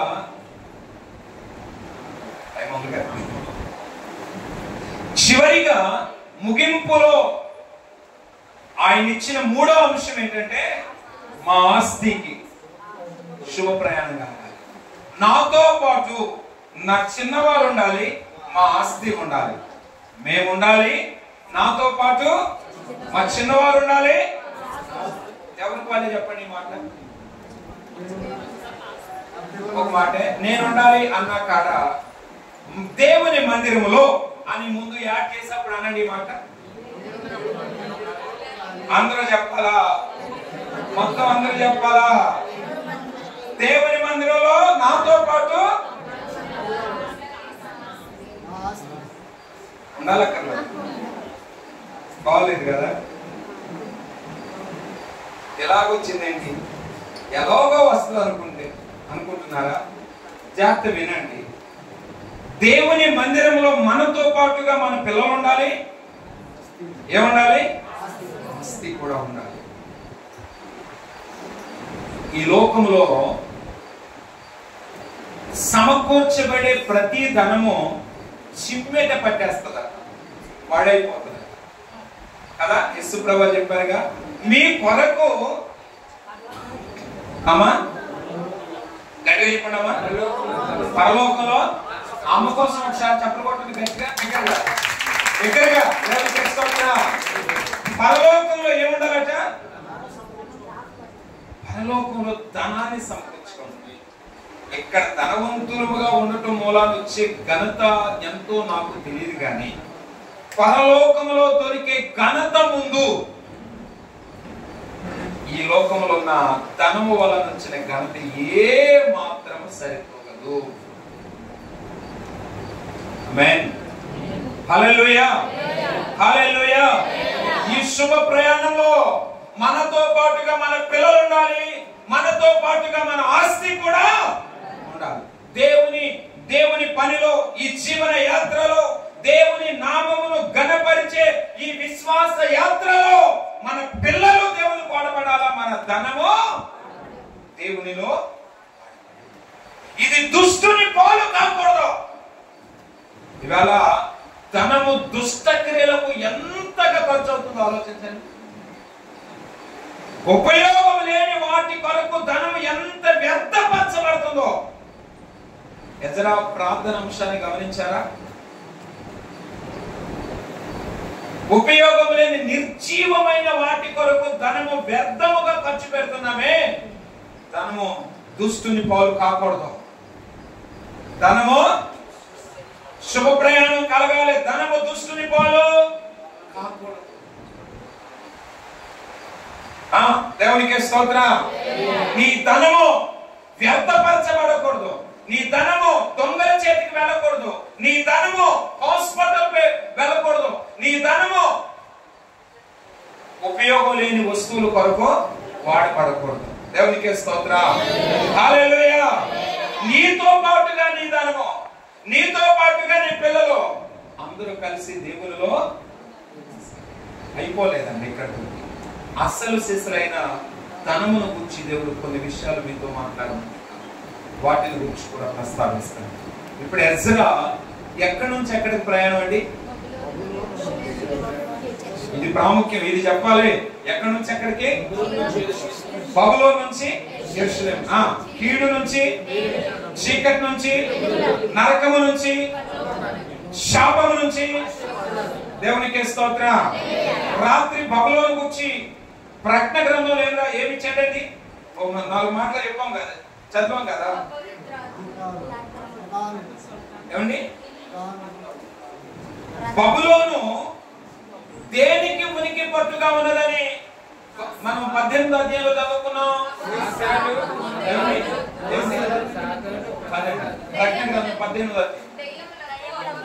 దానికంటే ముందు అవుతుంది. దేనికి? ఆర్డర్ ప్రకారం. దానికోసమే నేను చెప్పేది. మొదటిది ఏంటంటే దెయ్యాలు ఉనికి పట్టు, తర్వాత ప్రతి అపవిత్రాత్మకు ఉనికి పట్టును, తర్వాత అపవిత్రమైన వాటన్నిటికీ, తర్వాత 17వ అధ్యాయం ఏం చదివాం? ప్రతి ఏహమైన దానికి ఆమె తల్లి అని 17వ అధ్యాయం రాత్రి చదివారు కదా. ఇప్పుడు ఈ యాత్ర ఎక్కడి నుంచి ఎక్కడికంటే బబులోను నుంచి యెరూషలేము. ఈ ఏకమైన దాని నుంచి పరిశుద్ధమైన స్థలమునకు. దేవునికి స్తోత్రం. హల్లెలూయా. ఎజ్రా ఈ బృందం ఏ పని మీద వెళుతుంది అన్నప్పుడు మళ్ళీ చరిత్ర ఒక 5 నిమిషాలు చెప్తాను. నేను చరిత్ర ఒక 5 నిమిషాలు. ఎజ్రా చేసినటువంటి ప్రయాణం యొక్క ఉద్దేశం, ఈ ప్రయాణం యొక్క సంకల్పం ఏమిటంటే యెరూషలేములో పాడైపోయిన దేవుని మందిరము నిర్మాణము చెందాలి. చప్పట్లు కొట్టి ప్రభునామాన్ని కనపరుస్తాం. బబులోను రాజైన నెబుకద్నెజరు క్రీస్తు పూర్వం 606లో పడగొట్టిన యెరూషలేము దేవాలయమును మరలా తిరిగి కట్టాలి. ఎవరు? ఎజ్రా. అంతకంటే ముందు 8 సంవత్సరాల ముందు జెరుబ్బయలు నాయకత్వంలో ఒక బృందం వెళ్ళింది, కట్టింది. కొంత 20 సంవత్సరాల ఆటంకం ఎదురైంది. ఎజ్రా కూడా ప్రయాణం అయ్యాడు. ఇప్పుడు దేవునికి స్తోత్రం. ఆటంకాలు ఎదురైనప్పుడు నేను కూడా వెళ్ళాలి, అక్కడ దేవుని మందిరం కట్టబడాలి అనే పట్టుదలతో వెళ్తున్నాడు. వెళుతూ వెళుతూ ఏం పట్టుకుని వెళ్తున్నాడో తెలుసండి? పరిశుద్ధమైన దేవుని మందిరోపకరణములను పట్టుకుని వెళ్తున్నాడు. ఇంచుమించు 4 నుంచి 5 టన్నుల బంగారాన్ని పెట్టుకెళ్తున్నాడు. తన బృందం అంతా కలిపి రాశాడు చూడండి. అక్కడ మొత్తం కలిపితే నేను చెప్పిన అనమాట. వెండి పాత్రలు, బంగారము పాత్రలు అంటే ముడి సరుకు, తర్వాత మందిరోపకరణానికి సంబంధించిన ఆల్రెడీ తయారు చేయబడి ఉపయోగపడిన పాత్రలను బబులోను రాజు తెచ్చేశాడు కదా, వాటిని పట్టుకుని వెళ్తుంది. ఆస్తి అంటే మందిరోపకరణములకు ఉపయోగించే దేవుని పని కొరకు వాడబడవలసిన పాత్రలు దేవుని పనికి వాడబడాలి. దేవునికి స్తోత్రం. ఇవి దుష్టుని పాలు కాకూడదు అనే సంకల్పంతో కోసం ప్రార్థన చేస్తున్నాను. ఆస్తి జాగ్రత్త వినడమా. ఇక్కడ నుంచి మనం ఇంకా గొప్ప సంగతులు నేర్చుకోవాలి. చాలా విలువైన విషయాలు మనం నేర్చుకోవాలి ఈరోజు. ప్రభు చిత్తమైతే మళ్ళీ ఎప్పుడు కదా, అయిపోతున్నాయి కదా, ఇంకా నిమిషాల వ్యవధిలోనే ఉంది, గంటల వ్యవధి కూడా లేదు. నిమిషాల వ్యవధిలోనే దేవుని మాటలు మీతో పంచుకుని మేము ఇక్కడ నుంచి ప్రయాణం అవుతాం. దేవునికి మహిమ కలుగును గాక. దేవుడు ఆయుష్, ఆరోగ్యము, అవకాశం ఇస్తే మరి మరొకసారి ఆమేన్. హల్లెలూయా. చూడండి, దేవుని పని కొరకు వాడబడవలసినవి దేవుని కొరకే వాడబడాలి. దుష్టుడు అనబడిన వాడు ఏం చేస్తాడు? దేవుని కొరకు వాడబడే వాటిని దేవుని కొరకు వాడనివ్వకుండా అపవిత్రమైన వాటికి వాడటమే దుష్టుని యొక్క ఉద్దేశం. మన పిల్లలను దేవుని పని చేయాలని, మనకున్న ఆస్తి దేవునికి ఉపయోగపడాలని మనము భావిస్తాం, మనము సమర్పిస్తాం, మనము ప్రతిష్ఠిస్తాం, దేవునికి మాట ఇస్తాం. కానీ దుష్టుడు ఏం చేస్తాడంటే దేవునికి దక్కకుండా దూరం చేస్తాడు. వీళ్ళు ఎవరు అని అంటే చూడండి, వీళ్ళ దగ్గర ఉన్న ఆస్తి దేవునికి ప్రతిష్టత చేయబడిన వాట. ఆ మాట ఉందమ్మా? దేవుని మందిరమును ప్రతిష్ఠించిన విషయంలో రాజును అతని మంత్రులను అధిపతులను అక్కడున్న ఇశ్రాయేలీయులందరిని ప్రతిష్ఠించిన వెండి బంగారములను ఉపకరణములను దోచి వారికి అప్పగించింది. వారి చేతికి అప్పగించి మీరు యెహోవాకు 25వ వచనం చదవమ్మా. 25 చదివింది. అయితే 28 చదవండి. 28 చదవండి. వారి చేతికి అప్పగించి మీరు ఎవరికి ప్రతిష్ఠించబడిన వారు? గట్టిగా చెప్పండి. ఇప్పుడు ఎజ్రా బృందం అంతా ఎవరికి ప్రతిష్ఠించబడిన వారట? యెహోవాకు ప్రతిష్ఠిత జనము. దేవునికి స్తోత్రం. ఎజ్రా చేతిలో ఉన్న ధనము యెహోవా కొరకు ప్రతిష్ఠించబడినది. దేవునికి స్తోత్రం. దేవుని కొరకు ప్రత్యేకించబడినది, దేవుని కొరకు ప్రతిష్ఠించబడినది, దేవుని కొరకు ప్రత్యేకంగా నియమించబడినది. దేవుని పని ఉపయోగపడకుండా దుష్టుడు అడ్డగిస్తున్నాడని కన్నీరుగా ఉపవాస ప్రార్థన చేస్తున్నాడని. దేవునికి మహిమ కలుగును గాక. మనమందరం రక్షింపబడ్డాం, క్రీస్తు రక్తంలో కడగబడ్డాం, క్రీస్తు సొత్తుగా మార్చబడ్డాం, దేవుని కొరకు ప్రతిష్ఠించబడ్డాం, దేవుని కొరకు ప్రత్యేకించబడ్డాం, దేవుని ప్రజలమని గుర్తించబడ్డాం, దేవుని కొరకు జీవించుచున్నాం. ఇప్పుడు సాతాను కావలసింది ఎవరో తెలుసా? దేవుని ఎరగని ప్రజలు కాదు, దేవునికి ప్రతిష్ఠించబడిన వారి సాతాను కావాలి. సింపుల్ ఒక మాట అడుగుతాను, చెప్పండి. ఎండు తుక్కు ఒక చోట ఉంది, పచ్చి తుక్కు ఒక చోట ఉంది. ఒక వ్యక్తికి ఆ రెండు తుక్కులు కాల్చాలనే ఆలోచన వచ్చింది. ఇప్పుడు దేని దగ్గర నుండి పనిచేయాల్సి వస్తుంది? కొంచెము ఆలోచించి సమాధానం చెప్పండి. తొందర ఏం లేదు. రెండు, ఒకటేమో ఎండిపోయిందండి, రెండోది పచ్చిదండి. ఇప్పుడు ఒక వ్యక్తికి ఆ రెండింటిని కాల్ చేయాలి, బూడిద చేయాలన్న ఆలోచన వచ్చింది. దేని దగ్గర నుండి పనిచేస్తాడు?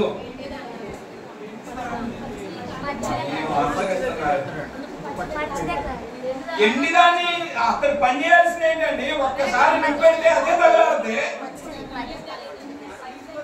ఎక్కడుండి పని చేయాలి? అతను ఆరిపోయేది ఎక్కడుందో అక్కడే ఉండి పని చేయాలి. ఇంతకీ ఎండిది పచ్చిదంటే ఏంటి?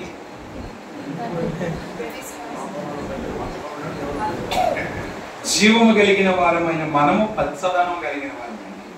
హల్లెలూయా. జీవము లేని నిర్జీవమైనవన్నీ ఇక వాటిని ఎవరో మనం చెప్పక్కర్లేదు. ఇక్కడ వరకైతే మీకు అర్థమైతే చాలు. దేవునికి స్తోత్రం.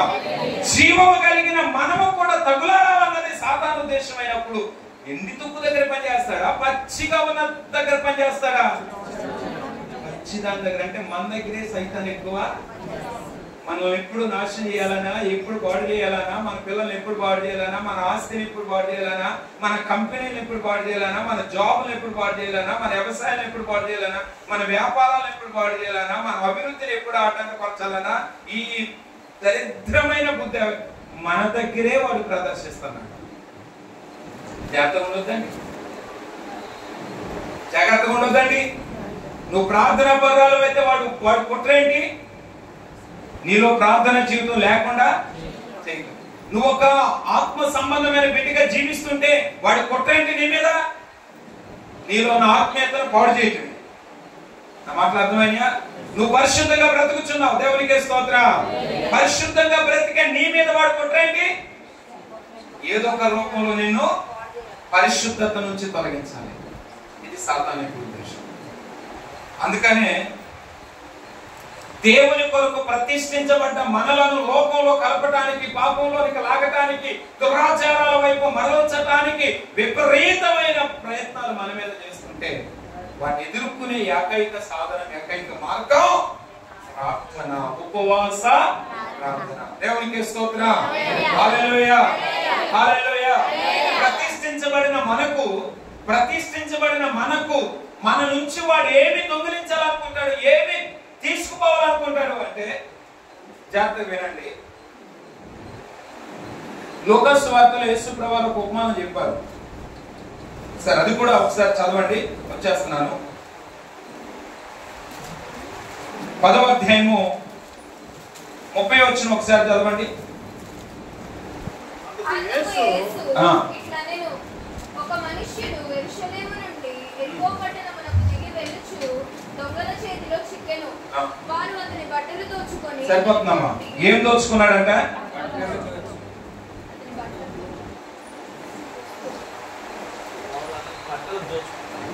దొంగ ఎవరైనా మన ఇంటికి వస్తే ఏం పట్టుకుంటారు? దారి దోపిడీ. ఎవరైనా దారిలో దోపిడీ చేయాల్సి వస్తే ఏం దోచుకుంటారు? మరి ఈ దొంగ ఏంటంటే విచిత్రంగా బట్టల దొంగ అనమాట. వీడు ఏ దొంగ? ఏమర్థం అవుతుంది మీకు ఇక్కడ? ఏ దొంగలాగా మీరు భావిస్తారా చెప్పండి. వీడిని బట్టలు దొంగలిస్తే వాడికి వచ్చే లాభం ఏంటి? చంపేశాక చంపలేదు, మన ప్రాణంతోనే వదిలేసింది. వాడి ఉద్దేశం చంపడం కాదు, నాశనము చేయటం. వాడి ఉద్దేశం చంపడం కాదు, నీకున్నటువంటి ప్రత్యేకతను పాడు చేయటం. బట్టలే కదా అనుకుంటున్నారేమో నా ప్రియమైన దేవుని యొక్క బిడ్డలారా. ఈ బట్టలు అనే మాట లేదా వస్త్రాలు అనే మాట ఆధ్యాత్మికంగా నువ్వు ఒక్కసారి ఆలోచిస్తే దేవుని మహిమను పోగొట్టుకున్న దిగంబరులుగా ఉన్న మనకు అంటున్నారా? చూడండి, ఆదాము అవ్వలు ఆజ్ఞను అతిక్రమించినప్పుడు వాళ్ళు ఏమయ్యారు? దిగంబరులయ్యారు. అవునా? వాళ్ళు ఆజ్ఞను అతిక్రమించక మునుపు ఇప్పుడు దిగంబరులు అయ్యారంటే అంతకు ముందు వాళ్ళు దిగంబరులు కారనే కదా అని అర్థం. అర్థమవుతుందండి? మరి దిగంబరులు కానప్పుడు వారు ఏమి ధరించుకుని ఉంటారు?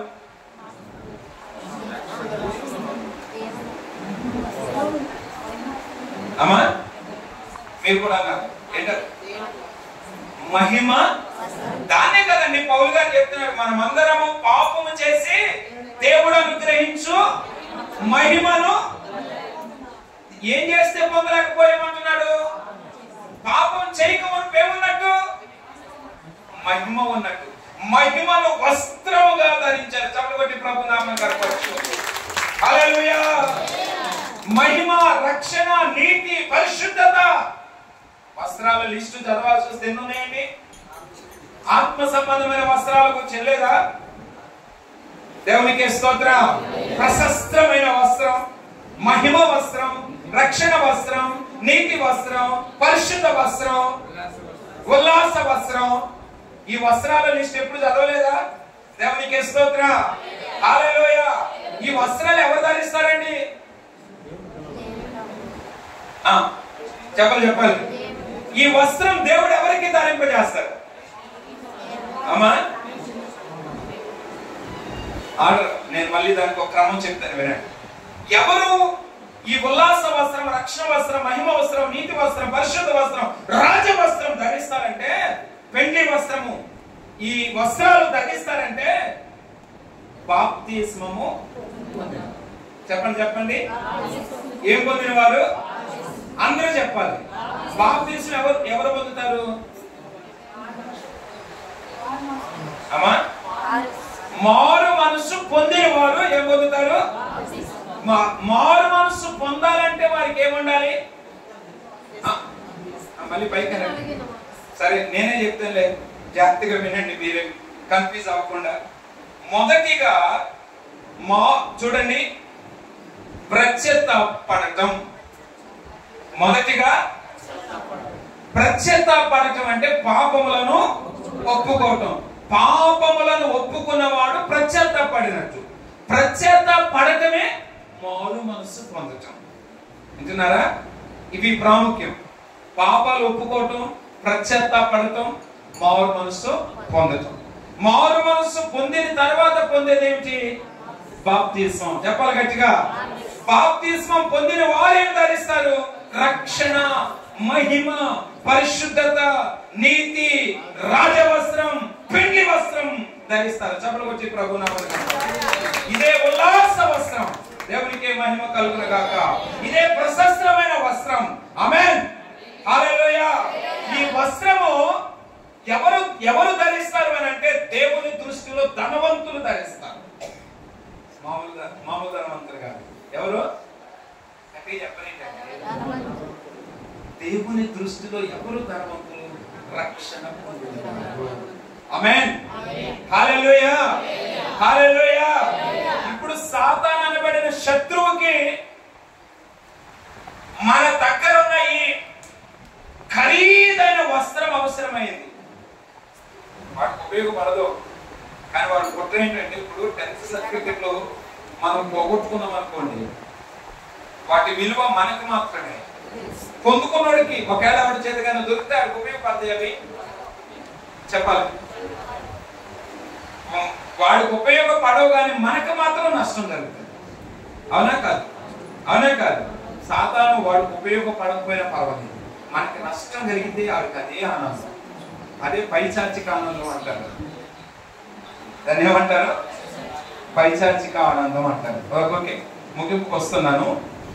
ఈ రక్షణ వస్త్రం అనేది యేసుక్రీస్తు ప్రభువారు తన స్వరక్తాన్ని చిందించి మనందరి కొరకు గాయం ఉంది, రక్తము కార్చి ప్రాణాన్ని అర్పించి సర్వాన్ని త్యాగం చేస్తే మనకు అందించబడింది. ఇది మనకి మాత్రమే, సాతానుకు లేదు. మనము యేసు ప్రభువా పాపినైన నన్ను క్షమించమంటే క్షమాపణ దొరుకుతుంది. సాతానుడికి ఆ భాగ్యం లేదు. మనిషిగా నీకు మాత్రమైన రక్తాన్ని చిందించాడు, నీకు మాత్రమైన రక్షణ వస్త్రాన్ని సిద్ధపరిచాడు. సాతానుడికి భాగ్యమో లేదు. ప్రత్యర్థపడితే క్షమించబడటం సాతానుడికి ఇక లేదు. వాడు తృణీకరించబడిన వాడు. ఎవరన్నాను? వాడికి అంతిమ గతి ఏమిటి? వాని కొరకును వానికి వాని దూతలకు మత్తయి సువార్త 24:41 వానికి వాని దూతలకును చదవండి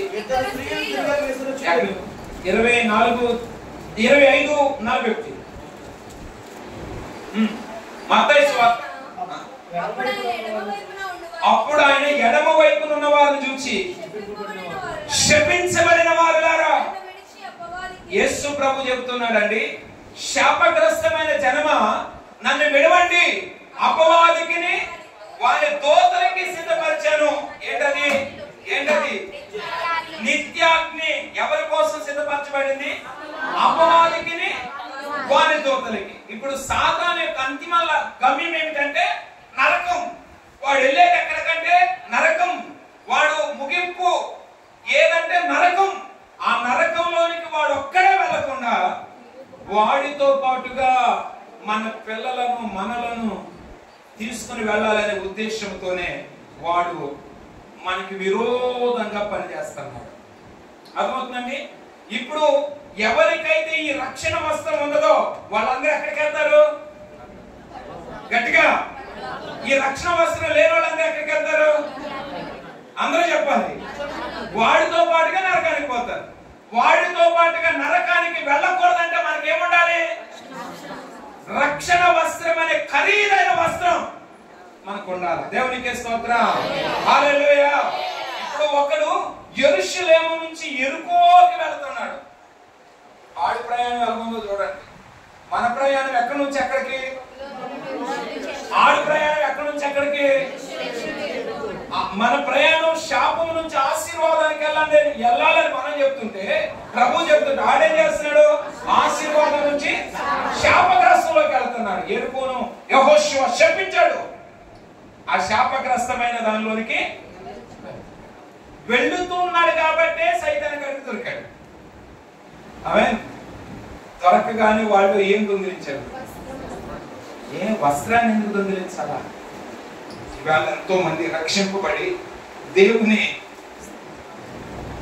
హెబ్రీ పత్రిక 6:4 ప్రకారం ఒకసారి వెలిగించబడి పరలోక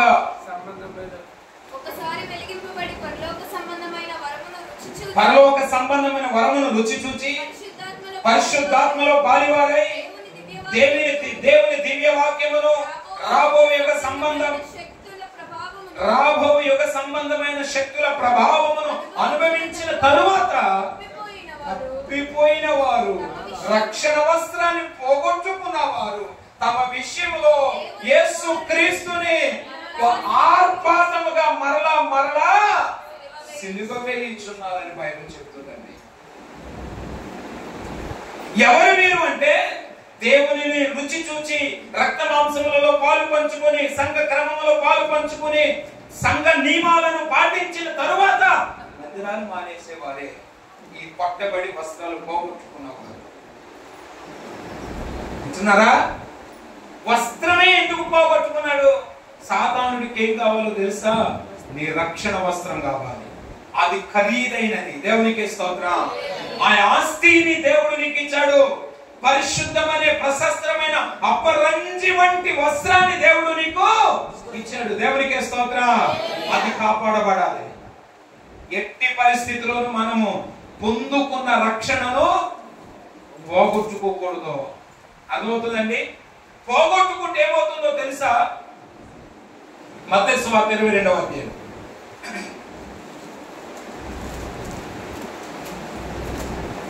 22వ అధ్యాయం 11వ వచనం. రాజు కూర్చున్న వారిని చూడ లోపలికి వచ్చి అక్కడ పెండ్లి వస్త్రమును ధరించుకొనినా అంటే అంటే దాని అర్థం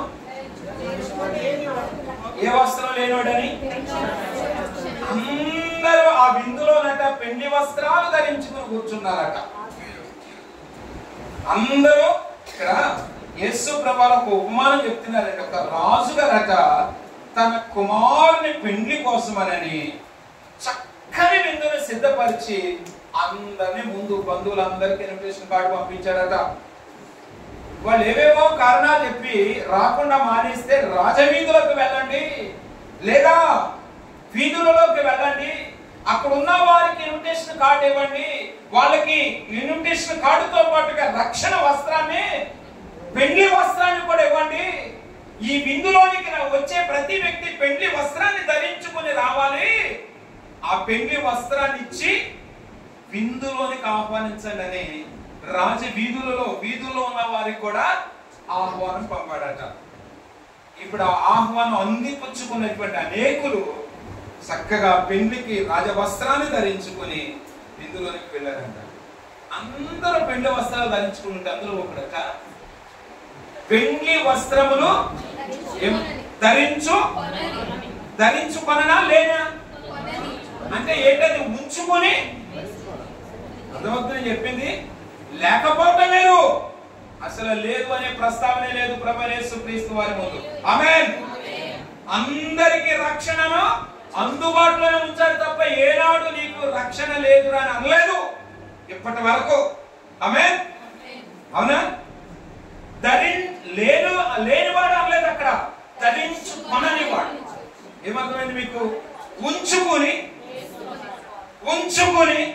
రక్షణ పొందే అవకాశం ఉంచుకొని, బాప్తిస్మం పొందే అవకాశం ఉంచుకొని, బాప్తిస్మం పొందే అవకాశం వచ్చిన ఇదిగో నీళ్లు, ఇదిగో దైవ సేవకులు, ఇదే సమయము బాప్తిస్మం పొందడానికి అవకాశాలు పదే పదే పదే వాళ్ళకి అందుబాటులోకి వచ్చిన వాయిదాలు వేసుకుంటూ బాప్తిస్మాలు పొందకుండా, రక్షణ పొందకుండా, ధరించుకోకుండా దేవుడిచ్చిన రక్షణ వస్త్రాన్ని, పెండ్లి వస్త్రాన్ని, ప్రశస్త వస్త్రాన్ని, మహిమ వస్త్రాన్ని ధరించుకోకుండా నిర్లక్ష్యం చేస్తున్న వ్యక్తులను గురించి మాట్లాడుతున్నాడు ఇక్కడ. కాలయాపన. ఈ వయసులోనే బాప్తిసం తీసుకోవాలన్నా ఇంకా కొంతమంది బాప్తిసం తీసుకోవడానికి వయసు వచ్చింది అంటే వయసులో నుండి ఎన్ని కొప్పలు కూర్చోాలన్నారు బాబు. బాప్తిసం తీసుకోవడానికి వయసు లింక్ ఏంటంటే దాని అర్థం ఏంటి? ప్రియమైన దైవజనాంగం, సమయం ఉండగానే సత్యమే. మిగిలిన వాళ్ళందరూ రక్షణ వస్త్రం ధరిస్తే వీడికి ఏ కాలం వచ్చింది అంటారు రక్షణ వస్త్రం ధరించుకోవడానికి? ఆ పెండ్లి వస్త్రం ధరించుకోకుండా ఎందుకు వచ్చి హేడండి ఊరుకుంటారా? ఏమన్నారు చూడండి, రక్షణ వస్త్రం లేనని తీసుకెళ్లి స్నేహితుడా, అబ్బా ఆయన కూడా ఎంత గౌరవంగా పిలుస్తున్నారో చూడండి. స్నేహితుడా పెళ్లి పెళ్లి వస్త్రము లేక వస్త్రము లేక ఇక్కడికి ఎలాగో ఇక్కడికి వచ్చావు ఎలా అని వచ్చావు నాయనా అడుగుగా, నువ్వు? ఆ, మౌని అయి ఉండెను. సమాధానం లేదు. అంతటా వాడి దగ్గర సమాధానమే లేదు. అప్పుడు రాజుగారు ఏమంటున్నారు? బయట ఉన్న చీకటి ఉంటుంది రా, ఎట్లా బయట చీకటి. వెలుపటి చీకటి అంటే ఏంటని అర్థం? బయట ఉన్న చీకటి.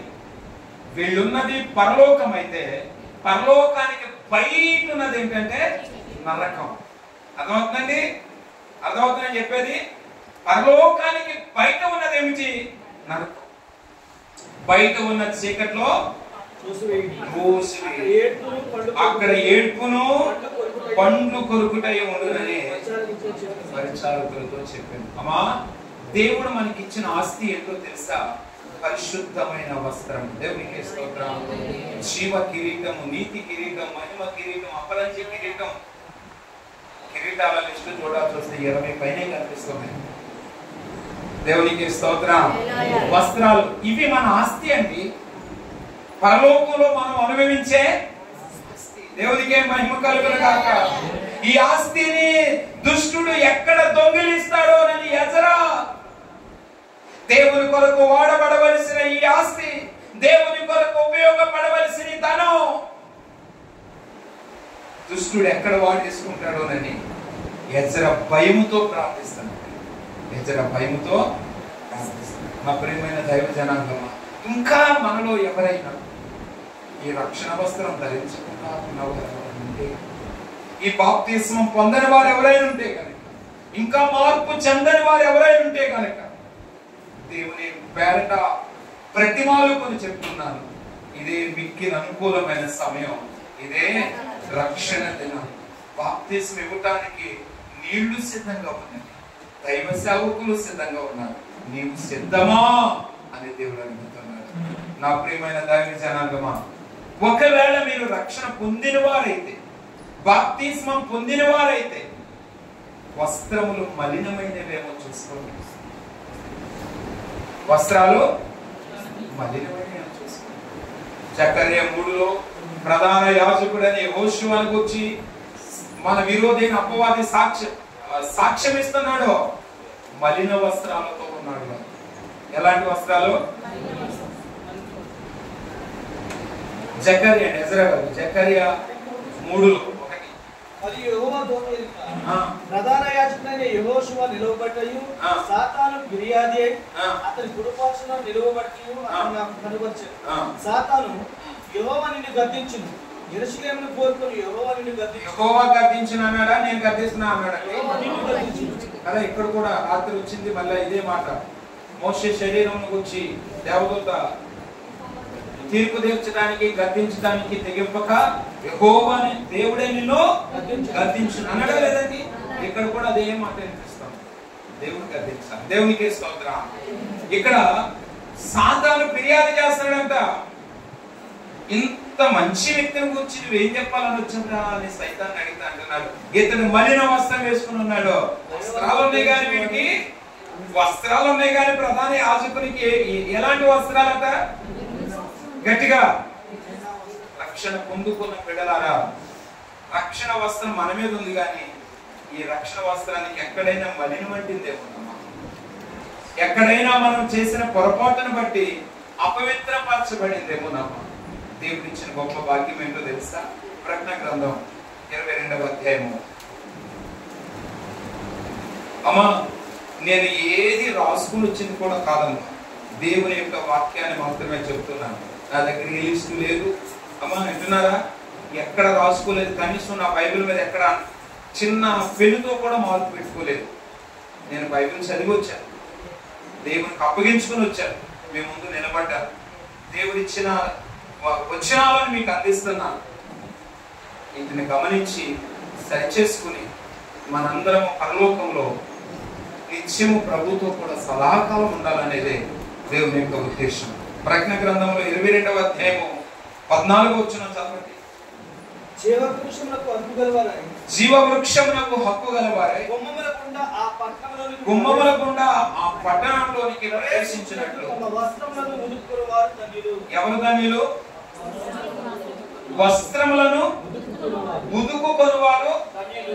మనము ఈ ఉపవాస ప్రార్థనలో మొదటి ప్రసంగము దైవ సేవకులు ధన్యతను గురించి చెప్పారు. ఏం చెప్పారు? అవునా? దేవునికి స్తోత్రం. బహుశా ధన్యతతోనే మనం ముగిస్తాం. ఎవరు ధన్యులు అంటే తమ వస్త్రములను, దేవుడు మనకిచ్చిన పరిశుద్ధ వస్త్రం మలినమైపోతుంది. దేవుడు మనకిచ్చిన నీతి వస్త్రం, దేవుడు మనకిచ్చిన ప్రశస్త వస్త్రం, దేవుడు మనకిచ్చిన ఆ ఉల్లాస వస్త్రం, దేవుడు మనకిచ్చినటువంటి రాజవస్త్రం, వెండి వస్త్రం నీతి వస్త్రం మలినమైపోయినదేమో. వస్త్రాలను ఉతుకుకోవాలి. మనందరికీ వస్త్రాలు ఉతికిన అనుభవం ఉన్నది కదా, మురికి పట్టిన బట్టలను ఉతికిన అనుభవం ఉన్నది కదా. ఇప్పుడంటే వాషింగ్ మిషన్ వచ్చినాయి, కానీ ఇదివరకు చేతులతో ఉతికిన అనుభవాలు ఉన్నవి కదా. వంటకేసి బాది ఉతికిన అనుభవాలు ఉన్నాయి కదా. బ్రష్ తో కొట్టి కొట్టి ఉతికిన అనుభవాలు ఉన్నాయి కదా. ఉన్నాయా? దేవునికి స్తోత్రం. ఈ తాత్కాలికంగా క్షీణించిపోయే ఈ వస్త్రానికి ఉన్న మురికినే వదిలించాలన్న కసి పట్టుదల నీకు ఉన్నది కదా. దేవుడిచ్చిన పరిశుద్ధ వస్త్రానికి పట్టిన మురికిని వదిలించాలన్న ఆలోచన అనుకుంటున్నారు. మలినమైన మనసుతో బ్రతుకుదామా? స్వార్థపూరితమైన ఆలోచనతో బ్రతుకుదామా? అపవిత్రమైన ఆలోచనతో బ్రతుకుదామా? పరిశుద్ధపరచబడదామా? ఒకవేళ పరిశుద్ధపరచబడటం నీ సంకల్పం అయితే, పరిశుద్ధపరచబడటమే నీ ఉద్దేశం అయితే, దేవుని కొరకు నీతిగా నిజాయితీగా బ్రతకటమే నీ ఉద్దేశం అయితే, దేవుని చేత యథార్థవంతుడు నీతిమంతుడు అని యోబును గురించి, నోవాహును గురించి దేవుడు సాక్ష్యం ఇచ్చినట్లుగా మనలను గురించి కూడా సాక్ష్యం ఇవ్వాలి అంటే దేవుడు నా హృదయానుసారుడైన నా హృదయానుసారుడని దావీదును గురించిన ఆ సాక్ష్యం మనలను గురించి కూడా దేవుడు ఇవ్వాలి అని అనుకుంటే కనుక మనం చేయాల్సిన ఏంటో తెలుసా? మలినమైన మన వస్త్రాలను శుభ్రం చేసుకోవాలి. రక్షణ పొందని వారైతే, వస్త్రం లేని వారైతే వస్త్రమును పొందుకోగలగాలి. దానిని ప్రకటన గ్రంథము 3వ అధ్యాయంలో ప్రభు అంటున్నారు. ఒకవేళ అదే మన దేవుని యొక్క సంకల్పంలో జీవించడమే మన ఉద్దేశం అయితే, ఆ ప్రకటన గ్రంథంలో ఆయన అంటున్నాడు కదా, 3వ అధ్యాయము 15వ వచనం.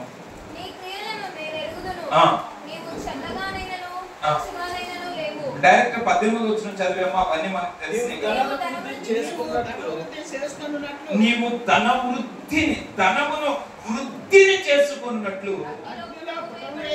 అగ్నిలో పుటమి వేయబడిన బంగారమును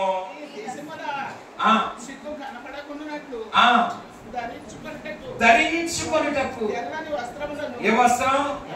తెల్లని వస్త్రమును నీకు దృష్టి కలుగునట్లు, మనోనేత్రాలు వెలిగించబడినట్లుగా నీ కన్నులకు కాటుకను నా యొద్ద కొనమని నీకు బుద్ధి చెప్తున్నాను. ఓ లవోదీక సంగమా, నామకార్థ సంగమా, వేషధారణతో కూడిన సంగమా, నేను నిన్ను హెచ్చరిక చేస్తున్నాను. నీవు ధనవంతుడు కావాలి అని అంటే, నీ ధనము క్షేమముగా ఉండాలి అంటే నా యొద్ద కొన్ని వస్తువులు కొను.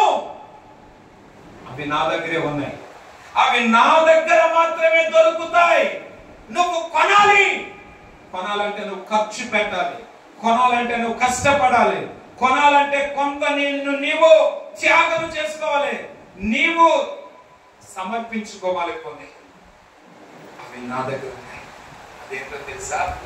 ముఠములో వేయబడిన బంగారం అని పరిశుద్ధత. దేవునికి స్తోత్రం. హల్లెలూయా, హల్లెలూయా. తెల్లని వస్త్రం అనే నీతి క్రియలు. తెల్లని వస్త్రం అంటే మనకు కనిపించే ఈ తెలుపు కాదు తల్లులారా. ప్రకటన గ్రంథంలో రాసి ఉంటూ చూడండి, వాక్యాన్ని చదవండి. 19వ అధ్యాయము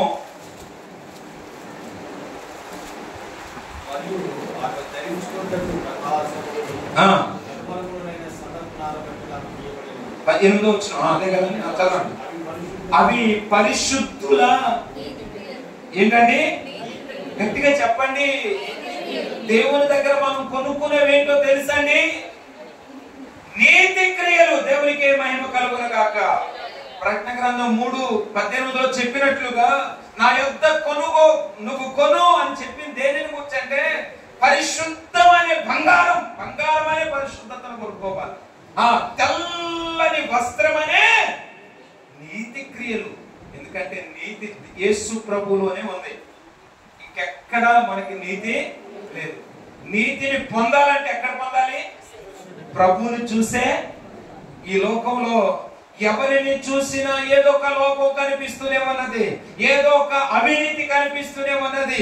ఎంత ఉత్తమ పురుషులని ఎవరిని మన ముందుకు తీసుకుని వచ్చినా వారిలో ఏదో ఒక లోపాలు కనిపిస్తూనే ఉన్నవి. ఏ లోపము లేని నీతి పరుడు ఎవరైనా ఉన్నారంటే అది ప్రభువైన యేసుక్రీస్తు. దేవునికి స్తోత్రం. హల్లెలూయా. బంగారం అనే పరిశుద్ధతను కొనండి,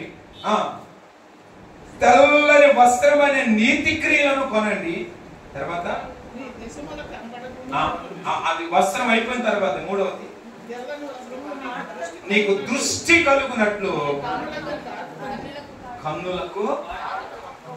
ఏంటి ధర్మశాస్త్రంలో 119:18 అంటారు కదా. 119 ఇక 119 అంటే కీర్తనలోనే ఉంటుందండి, ఎక్కడ ఉండదు. దానికి కూడా కీర్తన చెప్పాలి. ఆశ్చర్యమైన సంగతులను చూచినట్లు ఏంటండి? ఆశ్చర్యమైన సంగతులను చూచినట్లు ఏంటది? కన్నులు తెరవబడితే ఏం కనిపిస్తాయి? వాక్యాల్లో కన్నులు తెరవబడితే ఏం కనిపిస్తాయండి? ఆశ్చర్యాలు కనిపిస్తాయి. దేవునికి స్తోత్రం. హల్లెలూయా. హాగరు కన్నులు తెరవబడితే ఎడారిలో నీటి ఓటలు కనిపించాయి. చప్పలు కొట్టి ప్రభు నామాన్ని కనపడతాం. దేవునికి స్తోత్రం. ఎలీషా పనివాని కన్నులు తెరవబడితే శత్రు రథాలకు మించిన దేవుని అగ్ని రథాలు కనిపించాయి. చప్పలు కొట్టి ప్రభు నామాన్ని కనపడతాం. దేవునికి స్తోత్రం. హల్లెలూయా. హల్లెలూయా. హల్లెలూయా. ధర్మశాస్త్రంలోని ఆశ్చర్యమైన సంగతులు మనం చూడాలి అంటే దేవుని ఎదుట కాటుకను తెరవండియ్యా. నా కళ్ళకున్న ఈ జబ్బు తీసేయండి ప్రభా.